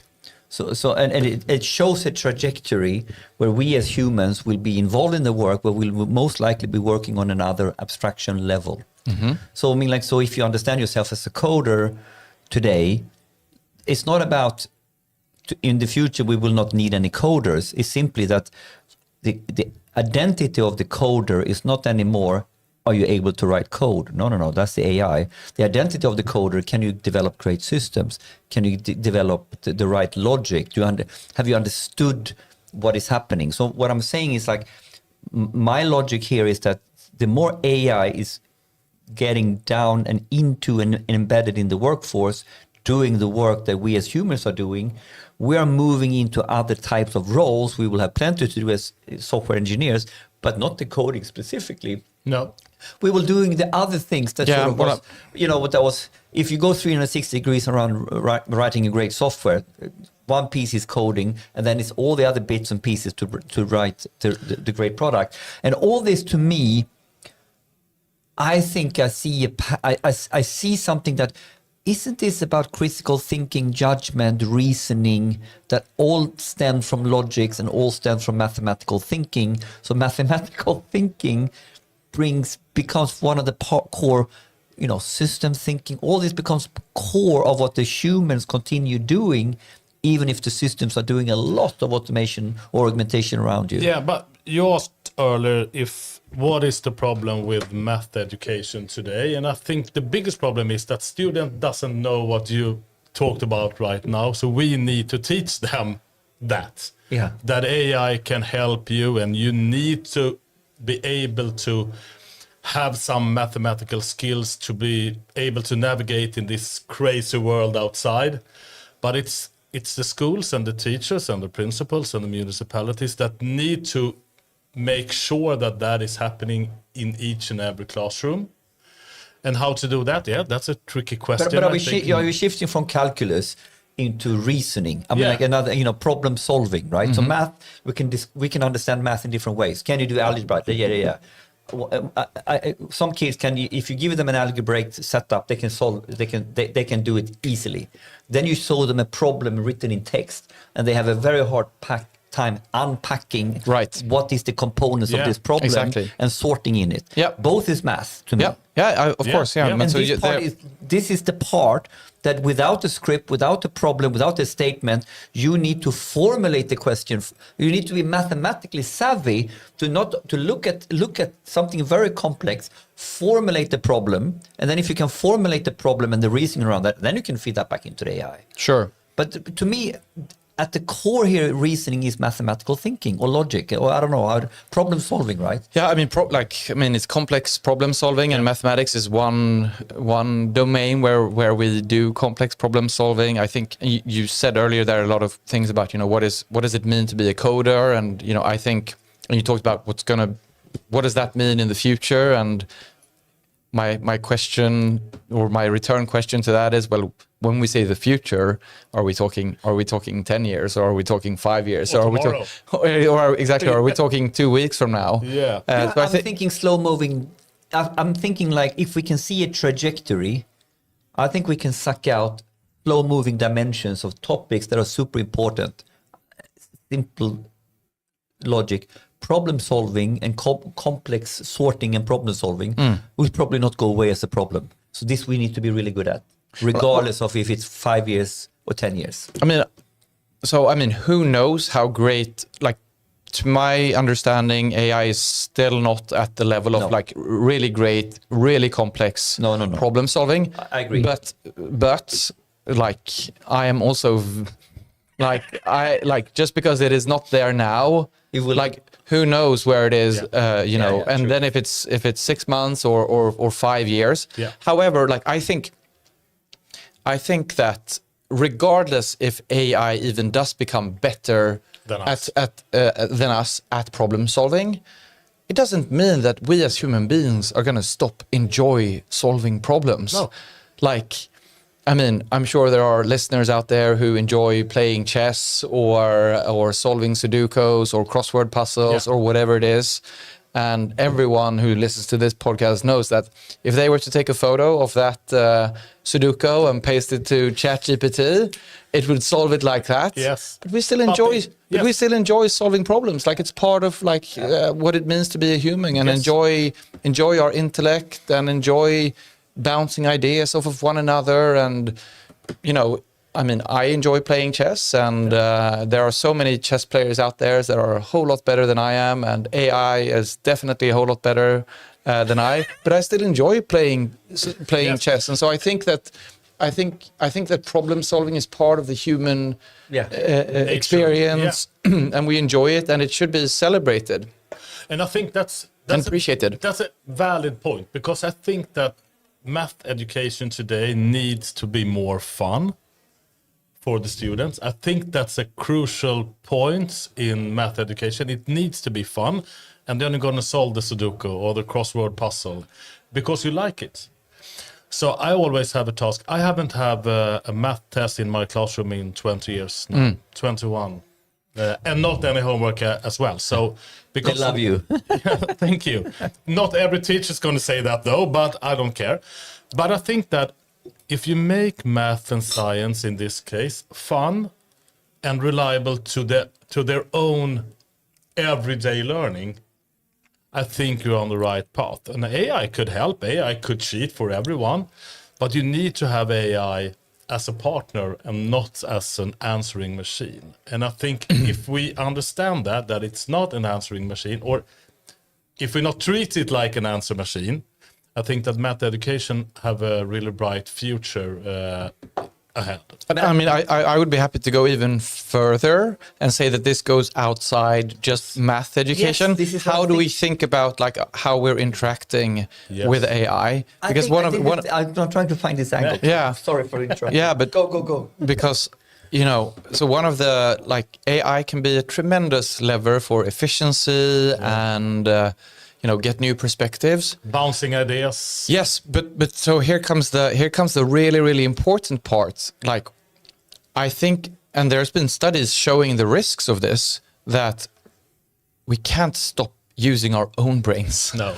And like, just like, well, I'm just gonna put this into my LLM of choice, and it's gonna spit out the answer, and then I'm not gonna think critically about that. Do I agree with this? Do I think that this is, does this make sense? Is it correct? And even if it is correct, even if it is better than what I would have done natively. What is the benefits of learning in that huge case? Because I've seen these studies, and there are several now that shows that the conscious cognitive abilities goes down if you're using AI in the wrong way. Yes. Yeah. This is. I think we can. This is exactly what I'm alluding to. Right? But here now comes the interesting topic. Then, how we come back to how we make it fun and all that. And I had a topic here: rethinking mathematical thinking.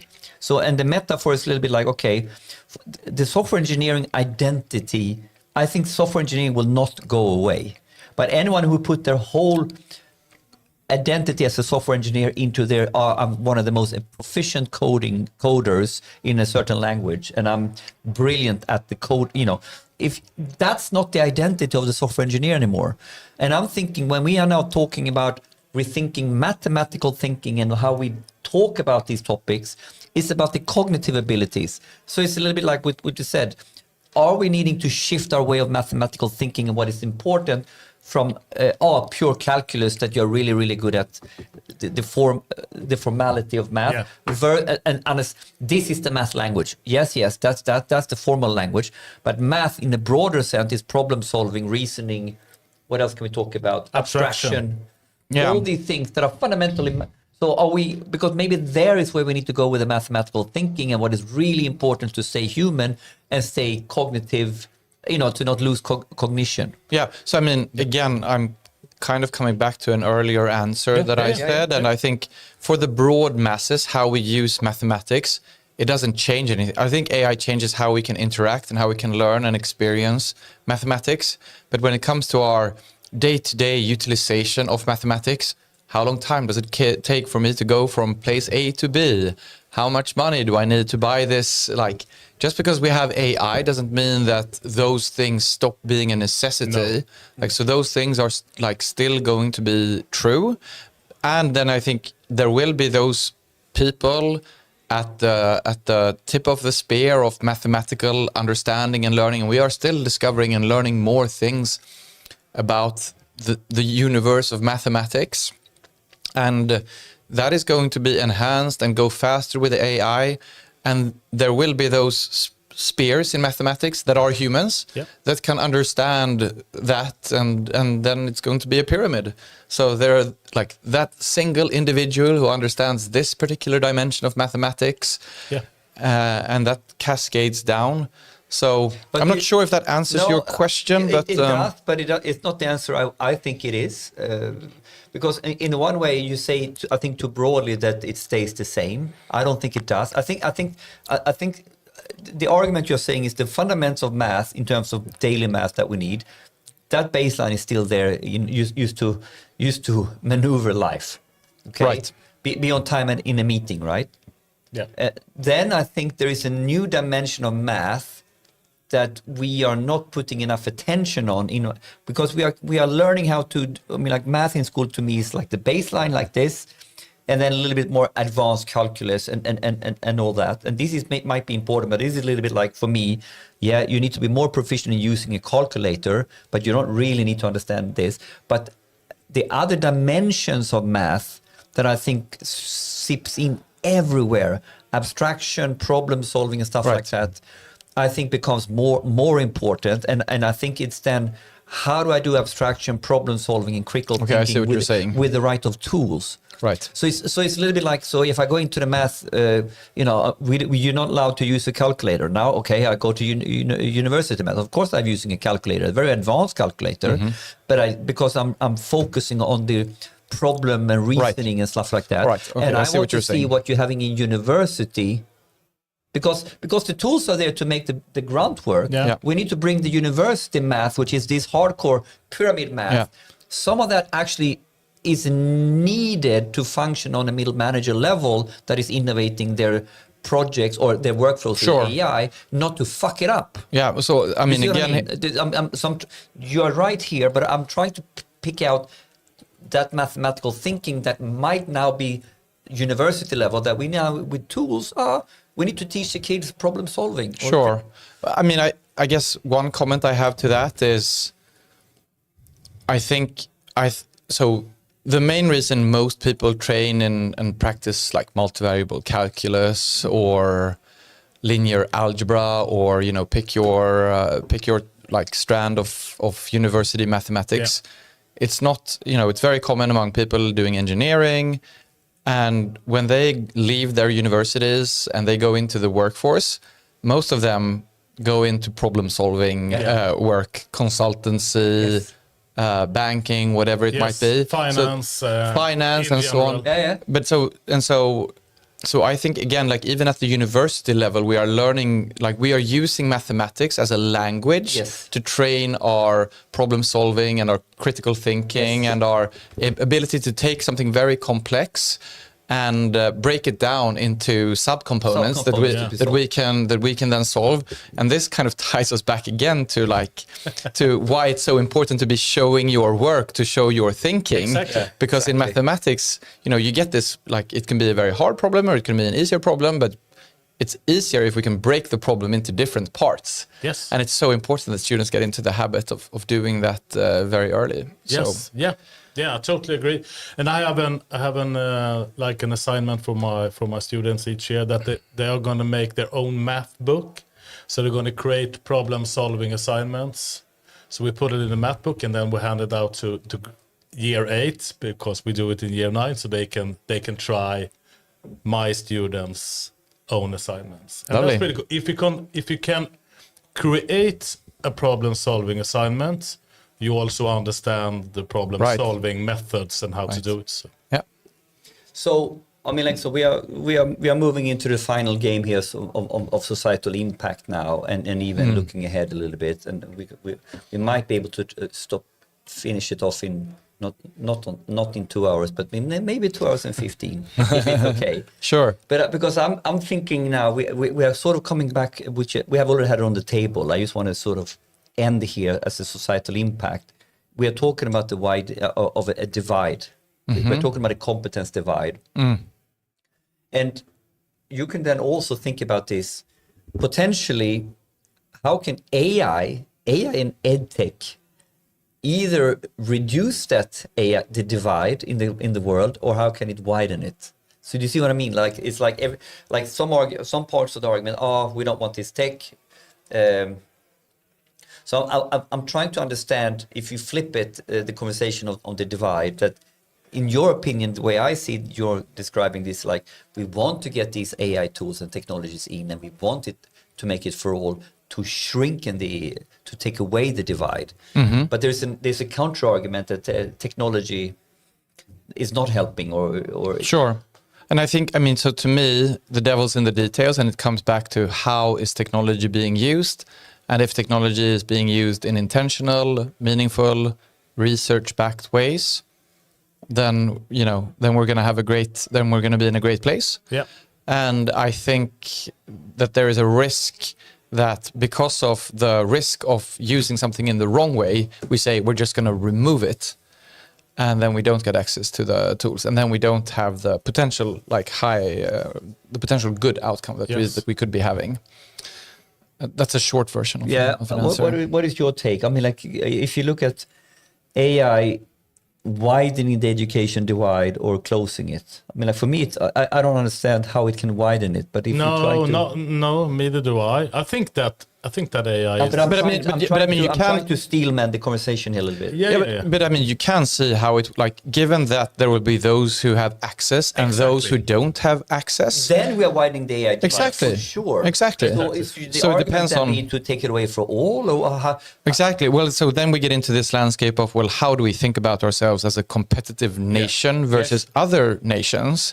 And you can be pretty sure that there are those countries that are going all in and thinking about, how do we just reimagine how we have been doing things, and how do we use this technology in the way that it's intended? I think Estonia is a great example of this. But this is the way to think about AI widening the AI divide or not. It's very simple. We see a growing divide in the world in using AI or getting value from AI, blah, blah, blah. And this spills right down into our societies in terms of education.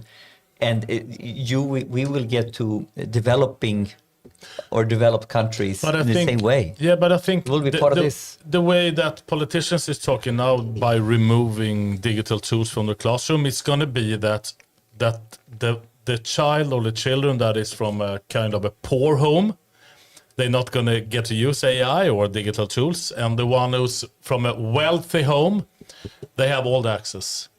So we are kind of dividing it just by taking it away from schools, I think. So I think that AI used in a good way is going to democratize learning for each and every one in Sweden. And I think that's what we need right now. We want more engineers, but we don't want AI in schools. So it's kind of a tricky question, I think.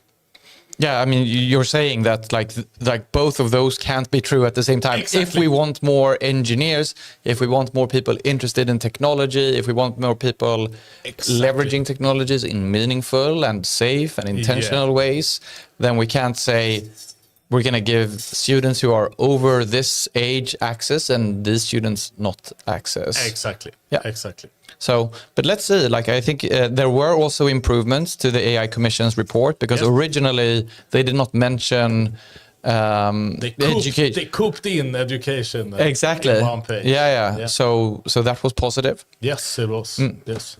So if we go even further now, as the last final questions here, if we look into the future and we, first of all, if we use philosophy, do we think we are on a trajectory that at some point we will reach AGI?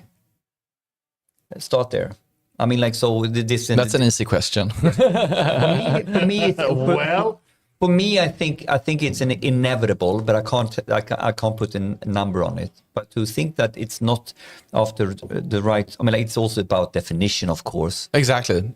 I mean, really, again, like, well, what do we mean by AGI? But if we mean, and if you want to get philosophical and talk about consciousness, that's a different question, perhaps. Yeah. But if we're talking about AGI as super intelligence, as some form of entity that is able to solve problems and do everything. But AGI was the Sam Altman definition that we have circled in this part is a little bit like that the AI can, in a meaningfully short time, pick up and do any task that any humans can do. So take over any job, which is really not at all where we're about now, because we can be way better in certain tasks or certain things that the AI is doing way better than us. But to really do everything that Henrik is doing, it's a long way away. But that's the first level. Then we can talk about super intelligence. Something else, but for me to reach that, what the average person can do and can manage as a co-worker, I think we will reach there at some point. For me, that's the first question. So is the question, do I think that we are going to get to that point? I just want to do a calibration. Do we believe in it or not? Because my question is based on that belief. I mean, I think it's pretty inevitable, and then the question is it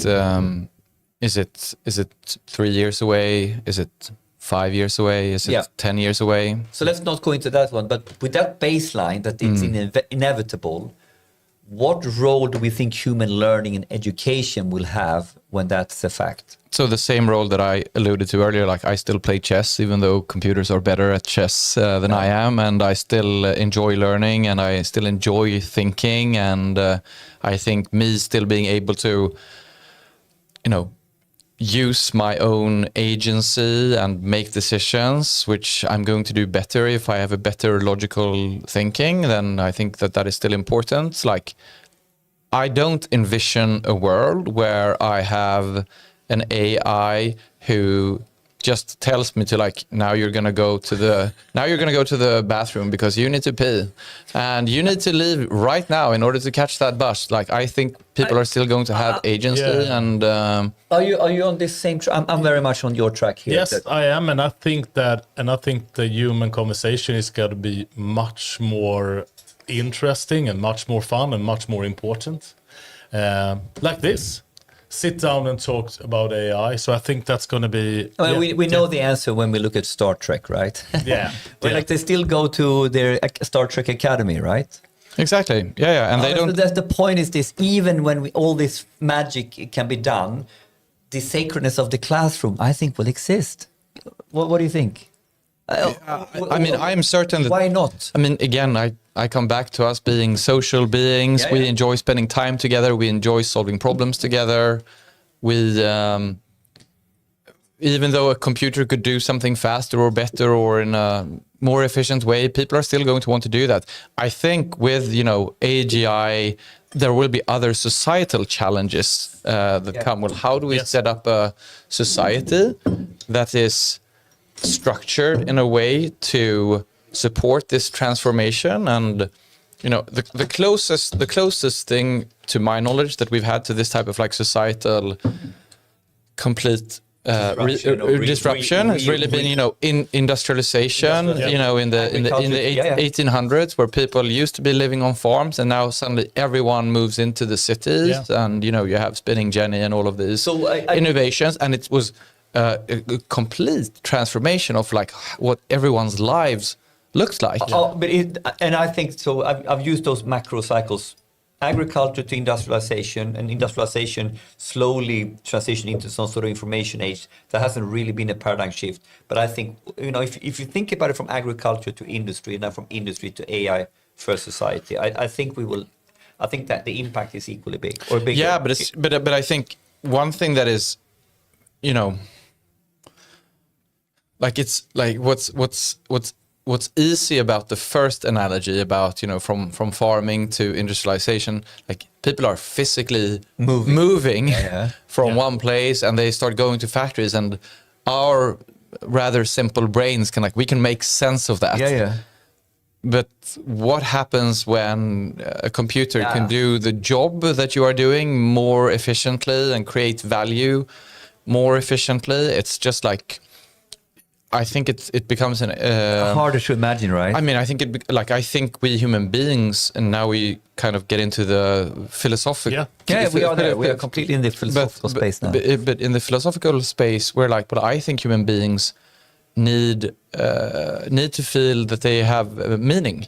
A purpose. A purpose, exactly. Like, and I think that go away? Of course not. I don't think so. The need won't go away. The need to feel purpose. The need for purpose will definitely not go away, because again, like we are the same apes that we were when we, you know, climbed down from the trees a couple of hundreds of thousand years ago, right?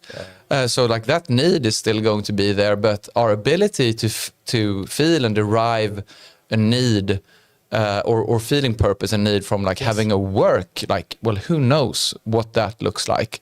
And you know, it could be glorious, and it could also be pretty cataclysmic and scary, and not so glorious. And like the verdict is, and now we're not even getting into the space of what happens if AI takes over and becomes our overlords, and you know, what happens to will we ultimately survive? Like, now we're not even talking about that, but that space. And I don't think that's a zero probability that happens, and that is a scary part. But so we had that. That's actually, let's park that question, but because that's the traditional final question: where do you put yourself on this scale, on the spectrum?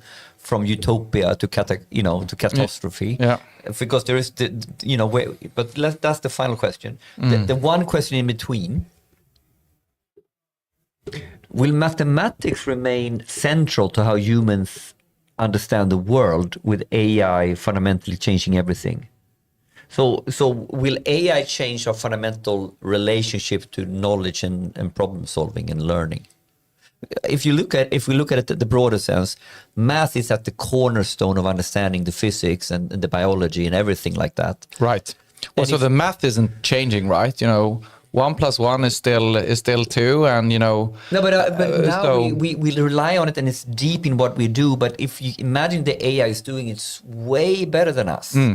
Well, so how does that change our outlook on these topics? Well, so what I think is important for the education system is that we keep on advocating for the importance of driving understanding and curiosity, because I think that a society where people are informed and are using their brains and their critical thinking and their creativity, and these are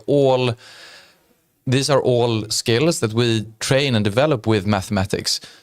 So do I fear that there will be portions of society down, where math knowledge goes down and their understanding of the world goes down? Do I think that there's a probability of that? 100%. I think if you're not consciously working against that risk, we will end up there, and for some people, they will end up there. And it's a tragedy. It's a tragedy for themselves, and if it's enough human beings, it's a tragedy for society as well. What's your view here, Anders? I mean, I think you're spot on. Yeah, I think so too. Because, Oh, that's a big question as It's well. a huge question. That's the fun part with the last questions. They're super big. Yeah, it is. So, but I think that math in its core is going to be super important because you need math to navigate in this crazy world and in your daily life. So I think that's not going to just disappear. And math have so many But I'm scared. life skills. I mean, to me, math is just the word that we use to describe the subject of logic. Logic and problem solving. Everything I do as an entrepreneur is problem solving, abstraction, and sorting on some level, right? I mean, understanding my priorities, understanding my constraints. Sure, that doesn't mean that everything is mathematical. There's a lot of emotional intelligence and collaboration and things that get into entrepreneurship. So my business is not math, but the way I make sense of where I should go, I'm not mathematical at all, but I realize I'm sorting, I'm abstracting, I'm generalizing, I'm using. So you're doing mathematics. I'm doing mathematics. You're using probabilities, and you're using all this.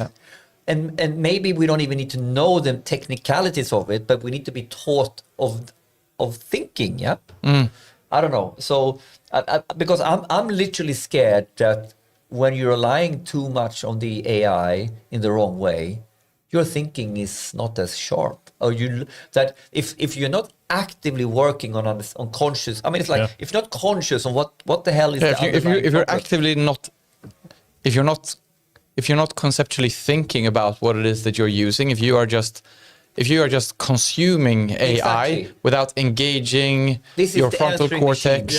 So this is the difference between using ChatGPT in the right way or the wrong way. Yes. I can get so much value from ChatGPT to do something that is originally mine 100%. Yeah. But you know what? A lot of times I start with the one sentence, and then I need to tell him to shut up. I don't want your answer on this bullshit. I want you to help me fine tune my idea. Yeah. This is the difference that some people, if you consistently take that first thingy. I mean, like, if I'm super lazy, I said, I need to prepare an AI podcast with He started off without me even asking him, right? No, I want to go in this direction. This is the danger, I think, with AI. Yes. And this is where education needs to sort of keep us curious, or keep us conscious of what is the real thing what you're supposed to do. So how do we develop both identity and agency among our learners? Like how do we develop people to be curious about their own thinking? And here we get into spaces of like mindfulness. And consciousness and being present. General all of these topics. No, but it's about also, like, you can go into different areas here, like knowing yourself and understanding what you are doing. I mean, it's like looking at yourself from the outside, understanding. This is deep. What do we have answers to this, or this is another 2 hours? I think maybe that's a different conversation. No, now this is the topic for the AI after work, when we turn off the cameras, drink more beer, and solve the real problems. Great. Should we end there? Yeah, we end on a cliffhanger. Yeah. Anders, Henrik, this has been a pleasure. Really fun. Thank you. Thanks. Thank you so much. Likewise. And cheers to that.